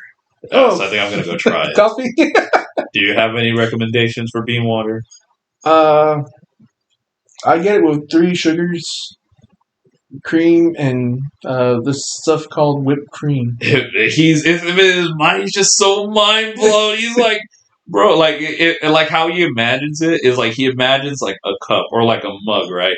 And like the beans are just like at the bottom, and it's just like filled with water, and like the top is like all the other ingredients in his mind, like he wants to throw up. My boy's slowly turning into a simp, bro.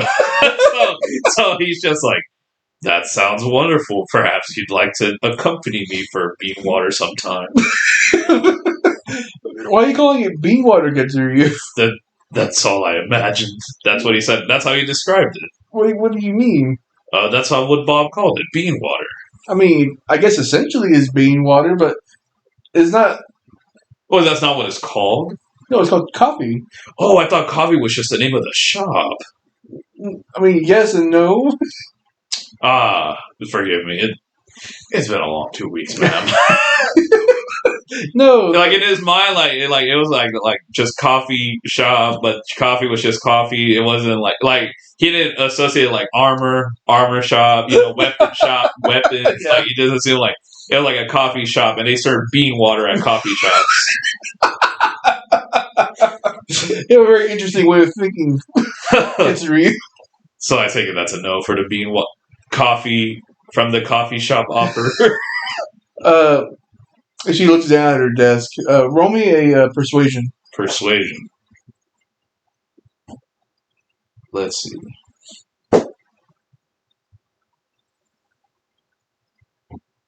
I will win that app. Loading. And loading. Persuasion, you said? Yeah. Okay.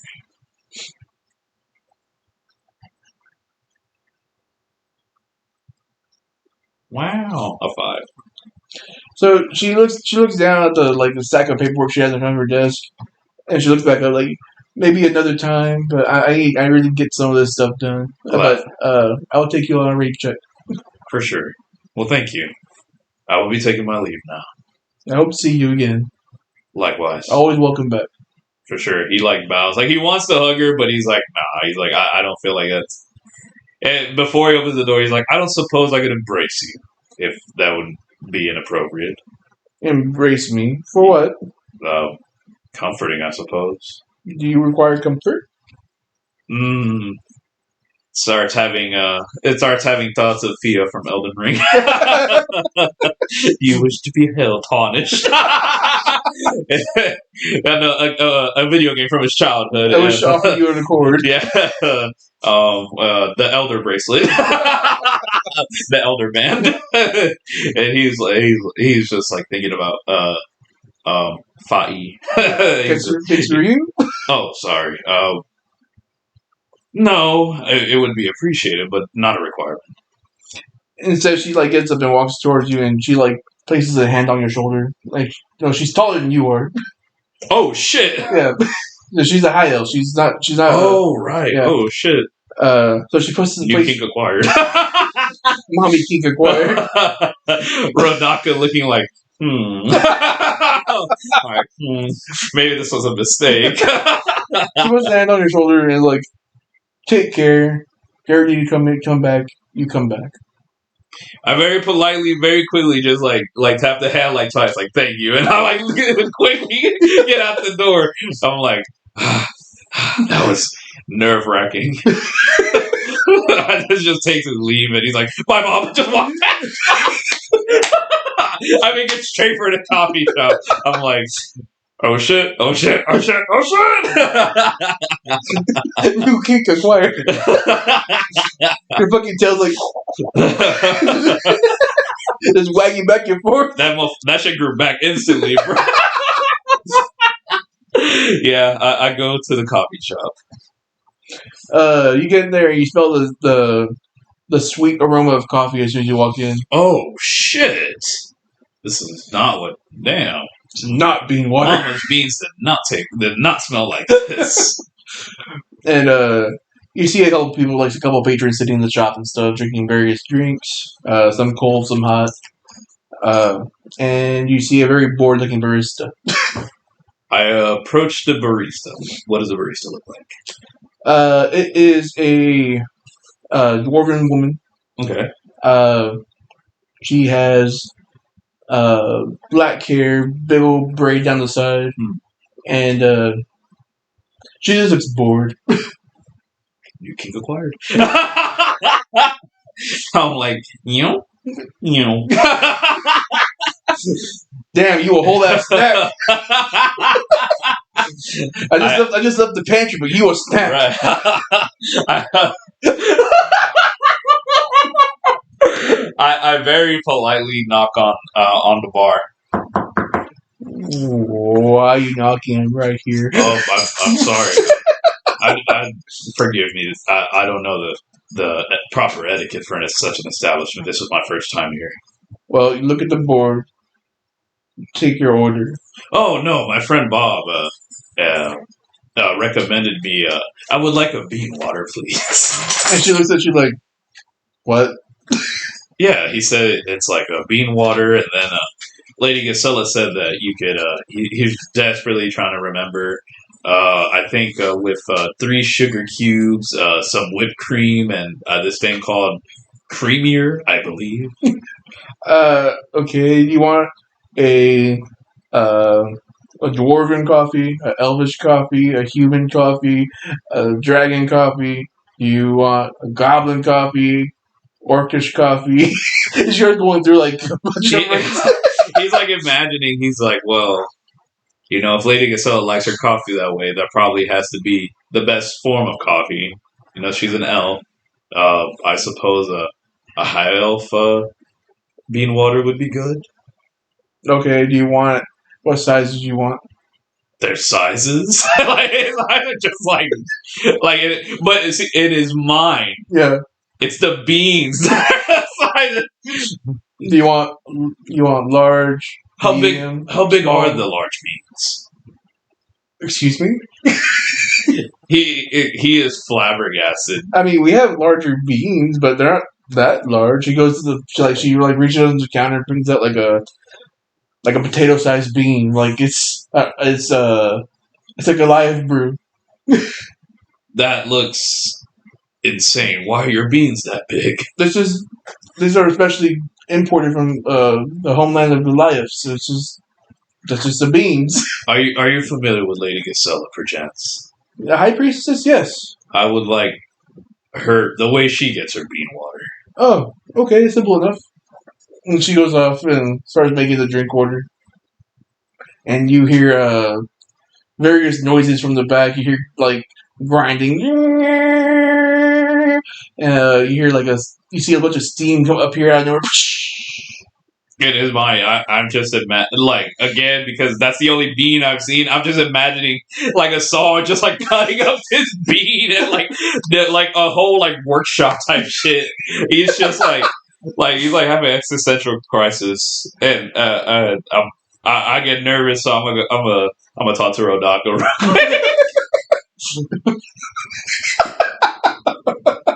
Okay, go ahead. Rodaka, are you there? Back already? Yes. What's the matter? Have you heard of this bean water? Bean water? Yes. The fuck is bean water? I'm here at this coffee shop. Oh, coffee? Yes. What about it? How can normal people drink this stuff? By putting it in their mouths and swallowing? That new kink acquired. He's just in disbelief. Like he's like, does coffee water really taste that good? He's gonna keep. I just want you to know he's just gonna keep calling it coffee water forever. Or bean water? Yeah, bean water. You can call it bean water forever now. Yeah, it's pretty good. I mean, I haven't tried it. We don't have it up here, but would you like to try some of my bean water? I don't like the way that sounds. What do you mean, Rodaka? I don't like the way that sounds. Why do you not want to join me for some bean water? I can't join you for bean water. What do you mean? Oh, right. So I'm assuming this might be a silly question. You can only interact with mortals in this sense, but you can't like physically manifest yourself then. If I have a large enough belief and you know about 40K? Like Warhammer 40K? No, I know next to nothing except the name. So the orcs in 40K have this insane ability. If enough of them believe of something, it manifests. Okay. So essentially that's how these deities work. How many, out of curiosity, this is me asking the DM, how many people believe Rodaka? It seems like because to me, it sounds like, I don't know if you've seen Noragami. Mm-hmm. It kind of reminds me of Yato a little bit, like in my mind. The more believers they have, the stronger that deity will get, obviously. But okay, in order to like manifest it, needs a lot of people, like probably like 2 cities worth. So I'm assuming not many people believe in Rodaka, though. No, not a lot of people believe in love. Damn, that's kind of sad. Damn, I gotta spread the word to Rodaka now. Spread the seed. Hey, yo! For Rodaka!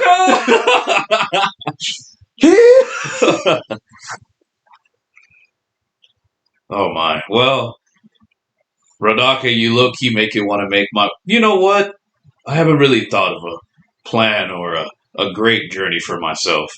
Rodaka, I humbly make a proposition to you. What's up? If I make enough people believe in you, would you join me for some coffee water?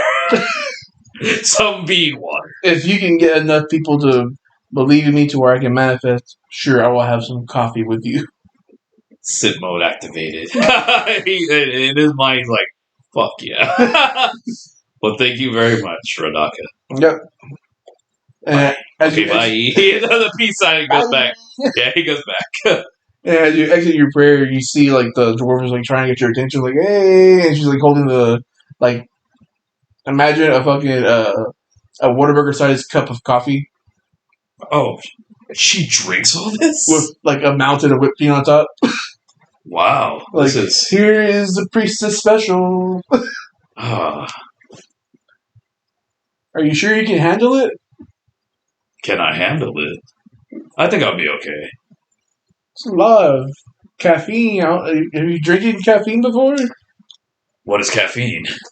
It gives you the zoomies. He's drinking it as she's talking. How are you drinking? Are you drinking like slowly? You're like just knocking it back? Like in my mind, I'm like, man, like I'm assuming it's like alcohol. Like I assume I gotta chug it. I chug it.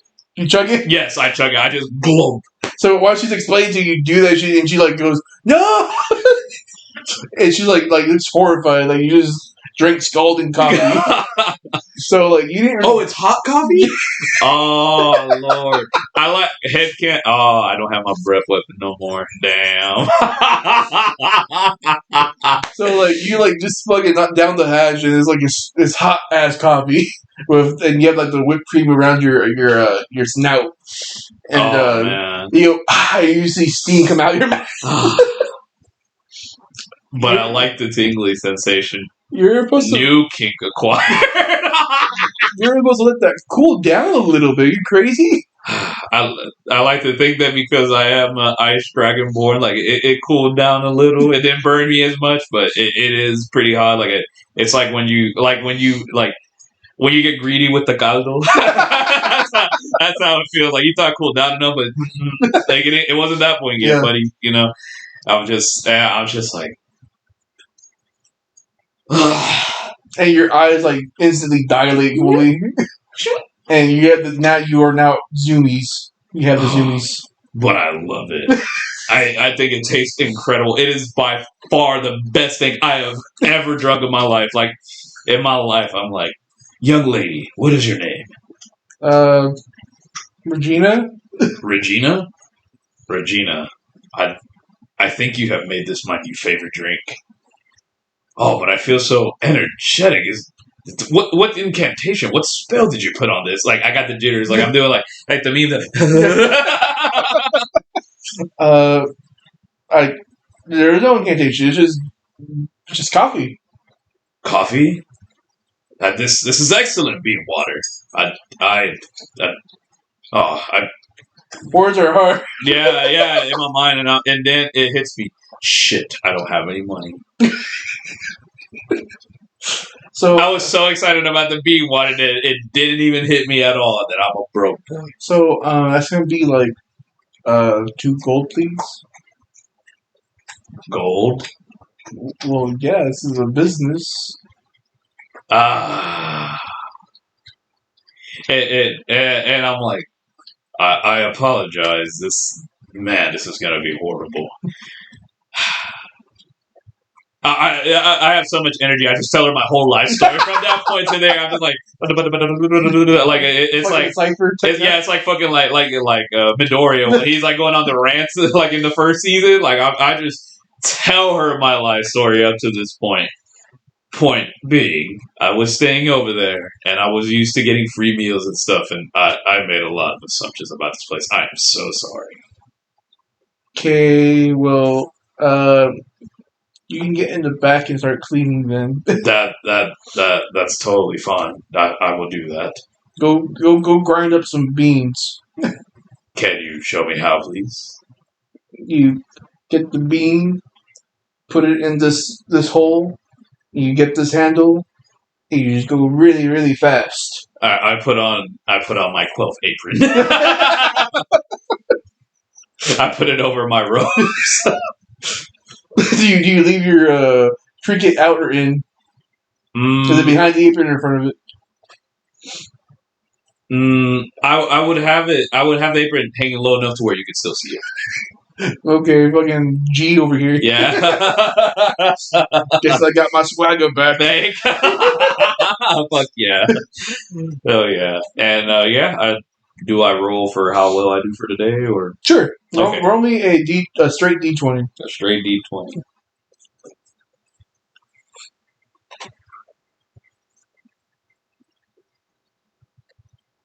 Oof, a 5. So you grind the beans, but the grind is inconsistent. Oh man. Like you have some chunky bits, you have some very fine bits. It's not a consistent grind. I try to be silly at some point. Hello, welcome to Close. Get in the back. Oh, I'm sorry. Where are those coffee grounds? Yes, ma'am.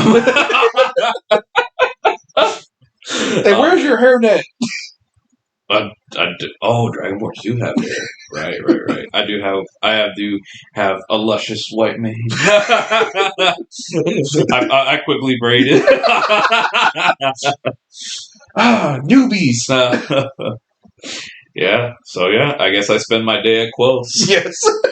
Oh man. Okay. So I spend my day at Quells, and it is the end of the shift. Regina tells you, it was your first day. I understand that, but fuck, you suck at coffee beans. I can stay here for another day. I mean, you already worked off your 2 gold. I mean, the drink's not that expensive. Oh, okay. Well, again, I apologize. It's okay. Like you're part of this organization, the holy grounds over there. You worked it off. There's no problem. Man, I'd like to come here again. I love this coffee. It's the first time I say it right. Hey, you said coffee. Yeah, bean water. It has an exasperated side. Like, tell you what. Here, and she gives you like a little mini grinder, Mm-hmm. a little bag of beans, and like a little cup, and the ingredients to make the ingredient list to make the coffee. Oh, I smile. I'm happy. I put it in my backpack. Now you can get coffee grinds almost anywhere, but try to stick to those beans. They make the best for the high priestess special. Yeah, I don't think. I think I would like to try different coffees. Well, Yeah, I'm all on my journey, of course. I would love to come back here. well, there's other quelfs. We're nationwide. Duly noted. Are you also nationwide? Who's on your side? No. I forgot her name already. Regina. Regina, there we go. Oh, Regina, thank you. I very much enjoyed your company. I'm sorry if I annoyed you with my presence. I know that it must have been a little infuriating. Yeah, you fucked up a little bit. Because you're not gonna lie. Maybe you made me miss my quota today, but I'll make it back up tomorrow. You. It's fine. I mean, I could always come and as a volunteer, should I ever come back into town. Maybe. Yeah, I mean, if you would give me a chance at bettering my water beating skills. Your barista skills. I'll make a barista out of you one day, but you have don't you have a journey to be going on? Yes. Before anything, I know I've taken enough of your time already, considering I've been here all day. But do you have any faith, perchance? Faith? Yes. No, I believe in we dwarves. We believe in our own 2 fists. I was wanting to give you the teachings of Rodaka, but I don't suppose that could that would interest you. Who's that? She is the goddess of love. Love. Yes.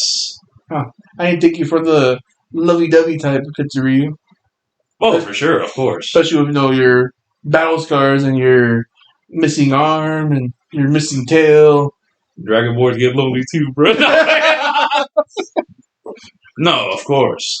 Why does that surprise you, really? Yeah, you don't look like the lovey-dovey type.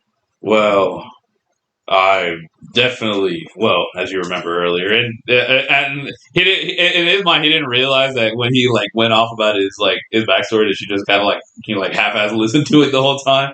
Tone them out and start helping other people. Yeah, yeah. And he's like, well, I'm trying to make a change in my life. That's why I came here to Dustfall. That had a very troubled past, to say the least. I kind of remember.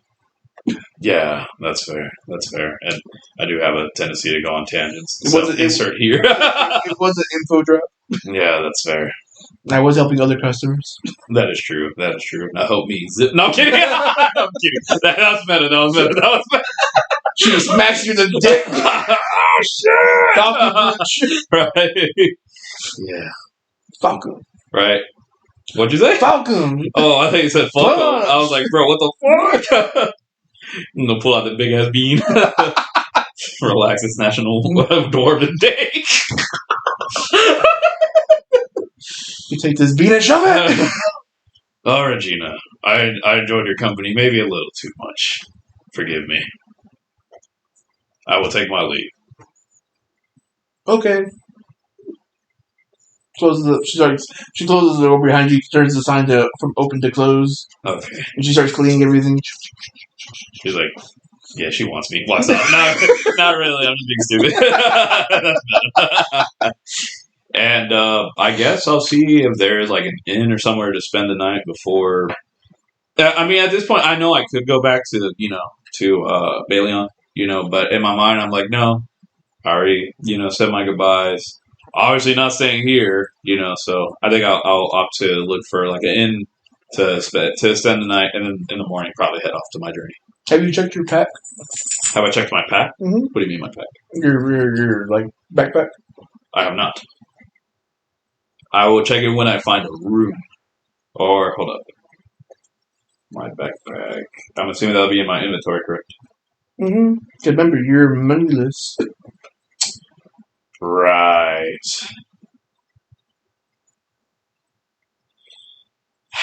I will walk back. But with that being said, the patrons of your newly found church knew you were moneyless, and they gave you travel funds. Aw, I could have paid for the coffee.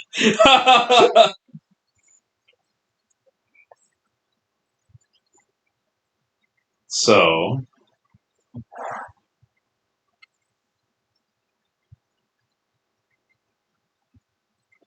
I will open the app once again.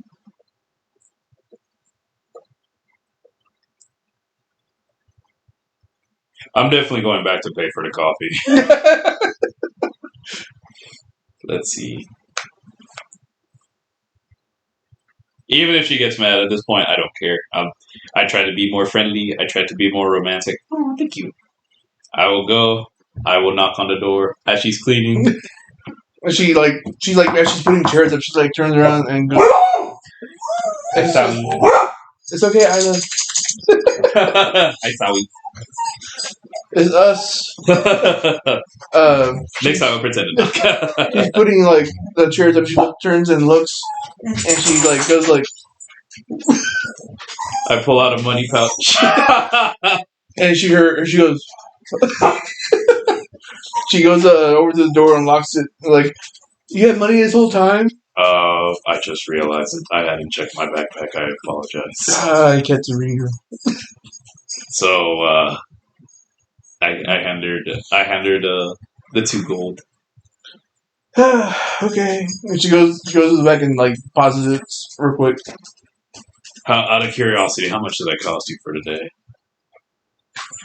What do you mean? Well, didn't you say that I didn't let you meet your quota today? Oh, that's fine. I'll make it up tomorrow. How much was it? Let's see.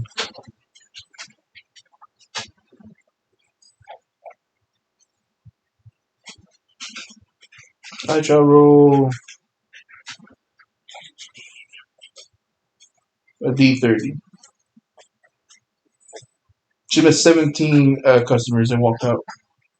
Okay. So, assuming each one of them grab a drink, that's how he played it in his mind. Mm-hmm. His drink was 2. That would be 34, correct? Give or take. Yeah. So that is literally his logic. Along with the 2 gold, I handed 34 more. What are you doing? Well, didn't you say that you missed out on customers today? Well, yeah, but you missed out on about 17, give or take. I counted. That probably explains. If I'm being honest, that probably explains why the beans weren't very well. Now I know all your drinks are different, but considering that my drink was 2, and assuming that every patron, again, just going by the assumption, got 1 drink apiece, that comes out to 34. I mean, yeah, but like. You don't have to pay for that. I know, I don't have to. I want to. Consider it. It's not so much a you thing. I mean, yes, I'm fond of you, but more so I'm... Sparkling fond of me. I'm trying to be more friendly, I'm not trying to be how I used to be. So, for me, it's... The more people I can help out, the better it makes me feel about myself. Well... Okay, fine. Thank you. You're welcome. I will take my leave now. Have a good night. Thanks. No problem. He throws up a peace sign, and I go look for an inn now. Okay. It's like right down the street. I go to the inn. How does it inn look like? What is the name of this inn? This inn is the Burning Bull. The Burning Bull. The Burning Bull Inn. And on the sign, it literally has a bull that's on fire. That's crazy. It's like a little magical fire, though, so it's like those, yeah. And they have a little outside patio area where people are, like, drinking, eating, whatever. And they have the little main hall where the innkeeper is, the bar is, and they have an upstairs area. Oh, nice. Out of curiosity, at what point of the day is it? I'm assuming it's late, considering it like the. Yeah, it's like 8 p.m. Oh, okay, cool. So it's like nighttime, but it's not like late. Yeah. Okay. I will just go to the inn. Just go to the innkeeper. Okay. You see a very friendly-looking elf man. His black hair. Elves look all fucking gorgeous and shit as always. So, of course. This one does not. This one's scarred, missing an eye, and like part of his ears clipped and shit. Oh, he's not Legolas. He's Legoless. He seems some shit kind of guy. Yeah. But yeah. Well, I mean, not really. Yo. Nonetheless, he has a very friendly smile and greets you like, "Hello, welcome to the Burning Bull Inn. How can we help you?" Salutations, friend. I just look for lodging if there's any. Sure, we have some available rooms. What size are you looking for? Single, Size? double? Oh god.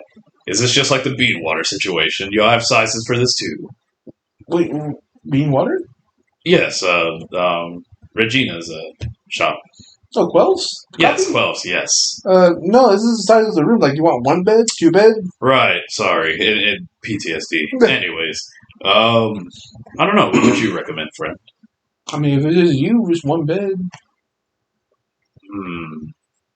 In his mind, he feels like he was like. I'm assuming like the room that he stayed in when he was at Balion. Like it's enough. It was a barracks. Yeah. It was like enough, but just a bare minimum. It wasn't really a room. You had you slept with all the other trainees. Yeah.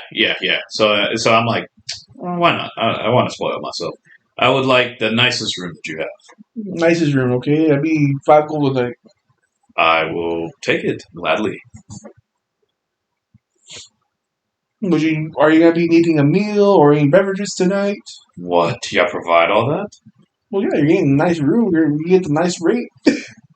Sure, I give you 5 gold. Okay. I am at 59. Tonight on the menu we have pork cutlet with mashed potatoes and some green beans. And how much is it for the meal? It's included in the room. I will gladly take a meal. Okay. Well, you want it in your room or you want it down here at one of the tables? Huh. Be honest with me, friend. What is your name, by the way? My name is.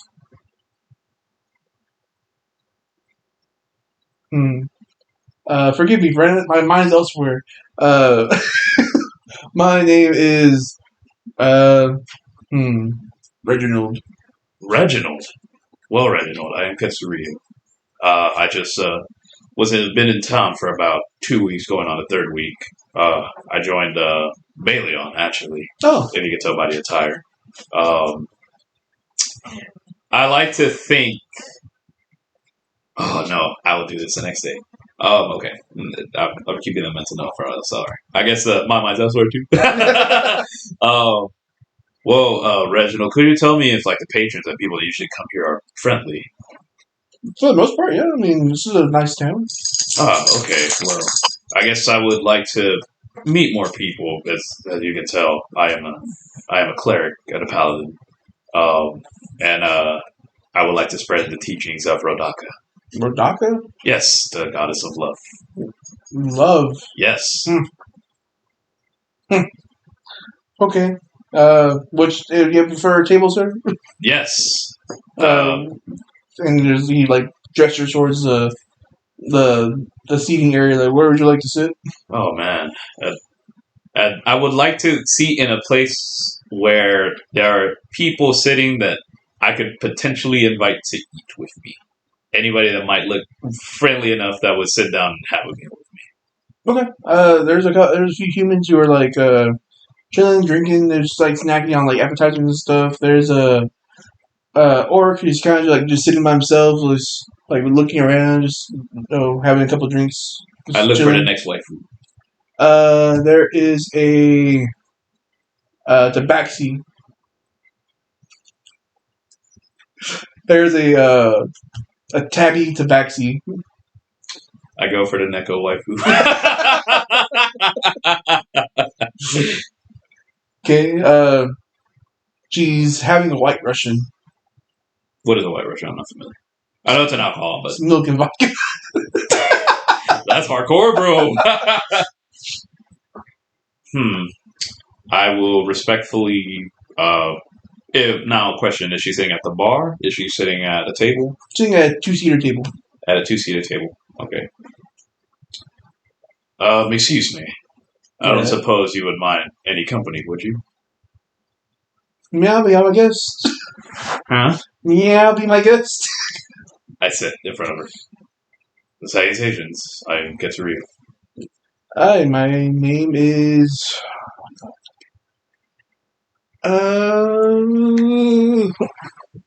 Help! I'm sorry. That's literally what we were talking about in the podcast last night. It is. You're like, damn it. It really is.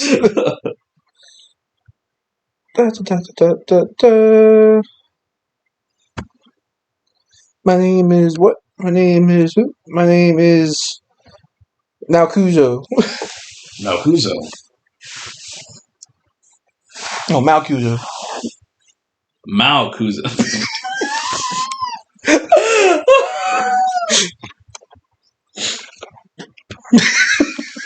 I'm making notes. I'm sending you all of this stuff that way I can remember. I saw. Who's there.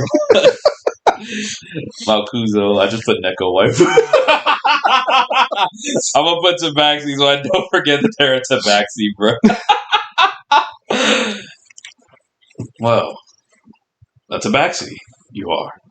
I mean, she like flicks her ears, like her ears flick around, like. Yeah. Forgive me. I don't mean to be rude. I've never encountered a Tabaxi. Well, I never encountered a giant lizard, but. Well. No, she like playfully like pats at you, like, but here we are. Well, I'm a dragonborn. Like I said, my name is Ketsuryu. I arrived here in town, give or take 2, going on 3 weeks now. I joined Baleon. Neat. Yes, I'm trying to spread the teachings of Rodaka. What is a Rodaka? Rodaka is the goddess of love. Love? Yes. That's interesting, I suppose. Yes. Well, I suppose you could say, I don't know. I guess I'm a sucker for that kind of stuff, I suppose. It's more so, this might sound silly, but I was just telling my friend Bob earlier that, what are you really for? Beat a 15 for persuasion. Beat a 15? Yep. Lord. Just a regular D20, correct? No, you're... oh, yeah, persuasion. Yeah. Persuasion. Oh, I get it, because she's a Bassie, so persuasion. Oh, Lord, bruh. You got it, okay. So, this conversation is going your way. Nice. Yeah, I'm just I'm telling her the shit I told Bob earlier. I started talking about my what's it called, the Kimetsu no Yaiba, the fucking Kanroji shit, the Mitsuri. I'm just like going off about it, and I get the meal. That looks pretty tasty. Would you like to share it? I don't know. I don't really eat a lot of meat. No? Of course I do. Look at these canines as she opens her mouth. So, let's share. Sure. Okay. I asked the waiter for another pizza. Okay. The elf looks at you like, He's like, I see you, my boy. I see you with my one eye, my boy. He comes back with a plate and says, "Enjoy y'all's meal," and he like walks off. And he's like, "If you don't mind me asking, what is it that you're drinking? It wouldn't happen to be bean water, per chance, would it?" Bean water? Yes. What is a bean water? It's Catsuryu? that a concoction that they make over there at Cluffs. Oh, you mean coffee? Yes, bean water. I don't think that's right. Well, then I take it that what you're drinking is not the bean water. Then. No, I'm drinking a white dwarven. What's a white dwarf? That sounds intriguing. It's milk and dwarvish liquor. This is me speaking to the DM. What skin tone is Melania? She's white. She's like, I know a white dwarven. That's his response. what do you mean, a white dwarven? Oh, I'm a part of an adventurers party, and Y'all drink these a lot, and she like drinks. well, she doesn't drink. She has a well. Oh shit! She actually does drink a lot. She? Yes, her name's Melania. What are you talking about a woman for? What do you mean? What do you mean? His mind's like, oh no. He's like, Aren't you trying? Aren't you trying to? Aren't you sitting with a lady right now? And you're talking about another one. you will forgive me. I apologize. Yeah, I guess. Yeah. Yo. Damn, he regrows something, but it ain't his tail. Perhaps I can try that beverage that you have. Maybe not yours, but perhaps I can order one. By all means. And she passes her drink to you. You don't mind? You don't want to waste your money now, do you? I will take a pretty sizable gulp of the white dwarven. Okay, and roll me a D20 and beat a 10 to like it. You are shitting me. It's like one of the best drinks you've ever had in your life. Yeah, in my mind, it's so good. I'm like, damn, I don't know what I like more, this or the bean water. And you can't help but wonder if it's because of the tabaxi. Yeah, I'm like, oh man, I really like you.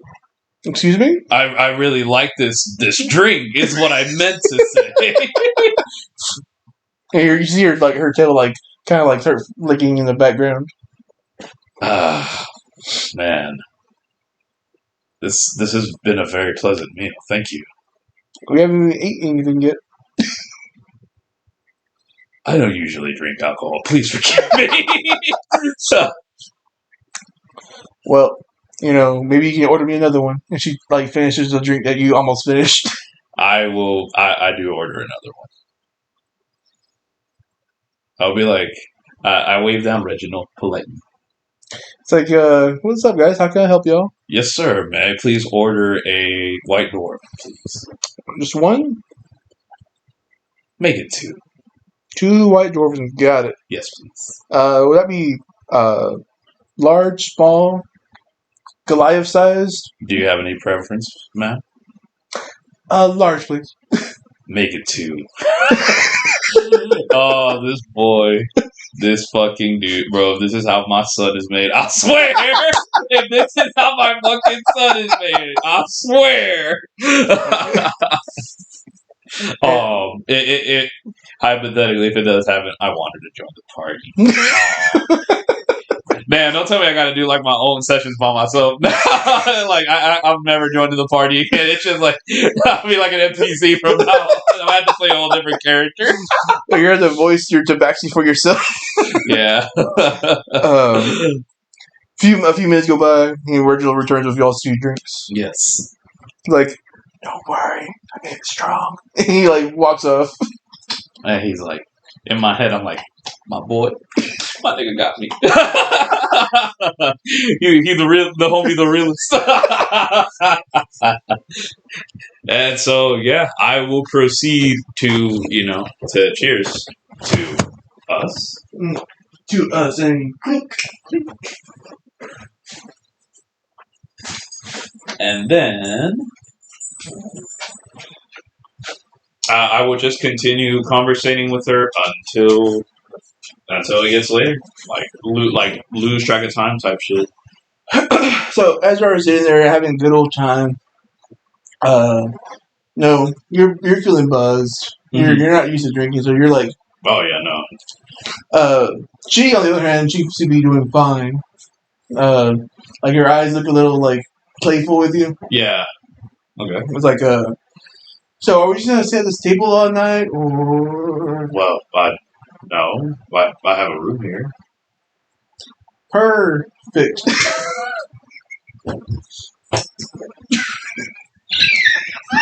I can't with you, bruh. Damn, my boy got a neko waifu. Well, then let's. At this point, I'm like, let's go. Oh my, this is it's a pretty interesting drink. You're a lightweight, aren't you? Lightweight. Well, I like to think I'm heavy, but I mean, I There. She passes you on the shoulder. Reginald. And Friend, how much do I owe you? Don't worry about it. Thank you. Oh man, however told you to realize I tried to do my party handshake with so he just sees this and we do like it almost it's not I don't do it like it's like rock paper scissors. Like it's like I'm like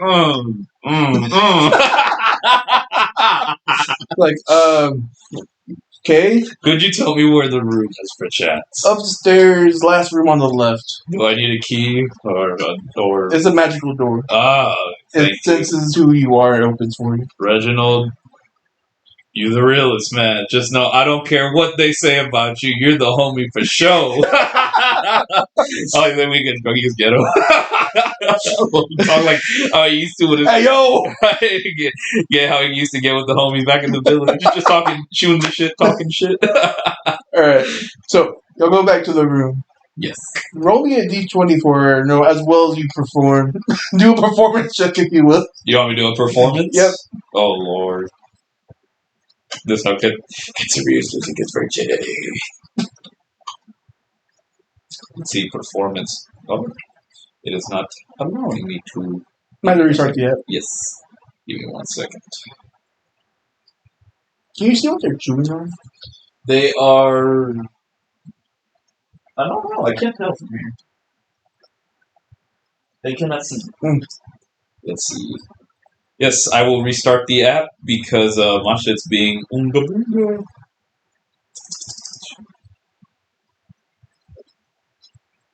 Does the homie make it worthwhile? Right. Right. Tisk. I like to think that in the meantime I'm having a conversation with Rodog like before this shit like even goes down. I got you, babe. Rodaka. What's up, homie? Man, this is great. You're the best. I don't care. Just know you the realest. Well, moment of truth. I rolled a 10.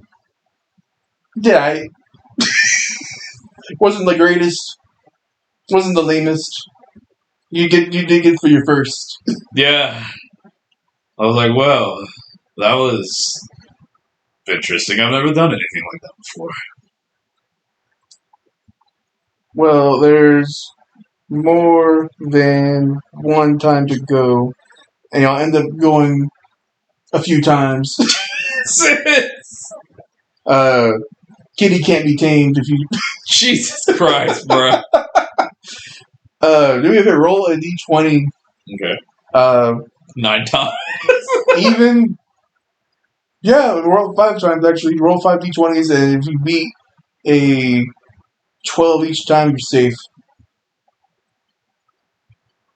I'm gonna get her pregnant, bro. Let's see.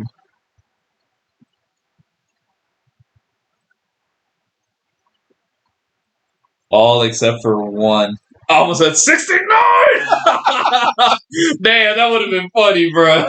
1 short away of 69 listeners. 1 away from 69. Your boy Ketsuryu almost became the GOAT, but no Lionel Messi today. No LeBron James. So yeah, you shot your shot too well. Oh man. You will find an unexpected discovery in 9 to 10 months. Jeez. And yeah, y'all fall asleep, and I think that's a good place to stop. Okay. Sounds good to me, man. All right, let's go ahead and do your outro, man. All right. Well, we're not gonna do player decision now. Player session is me. Bro, I will. Yeah, bro, I would have to give it to you because you made so many NPCs and shit on the fly. That shit was clean, bro. I ain't gonna cap. That shit was funny. Wow. Damn, didn't even get to do the smoking the cigarette or no bit or nothing. Oh shit, man. All right. Well, yeah. You smoking the methanols? Right. Yeah. This was a fun episode. I liked it. Mm-hmm. I hope you enjoyed it. Yeah, I did. So yeah. So this has been yours truly, Ketsuryu, telling all my lovely Catsuryu. degenerates. Is that gonna be my son's name? Catsuryu. That's up to you, dude. It'll be cat with a K. Okay, Captain King Cobra. Oh man, yeah, this has been yours truly, Ketsuryu. I mean, Fenikusu, playing as Ketsuryu, the man who now has a harem.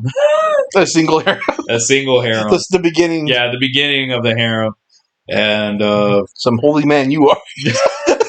Holy heal. The whole healer. No. And like I said, this has been yours truly, Fenikusu playing Ketsuryu, and y'all have a lovely day or night whenever it is y'all listen to this. My lovely degenerates. Peace, ooh. That's gonna be my ending, bro. I would say peace, ooh. I mean, I always start messages with hi, ooh, so why not? All right, this has been Blue Liger. Hope y'all enjoyed today's small, quick little session of exploring Ketsuryu's emotional state, his overall mental health, and fucking kitties, I guess. Have a good night.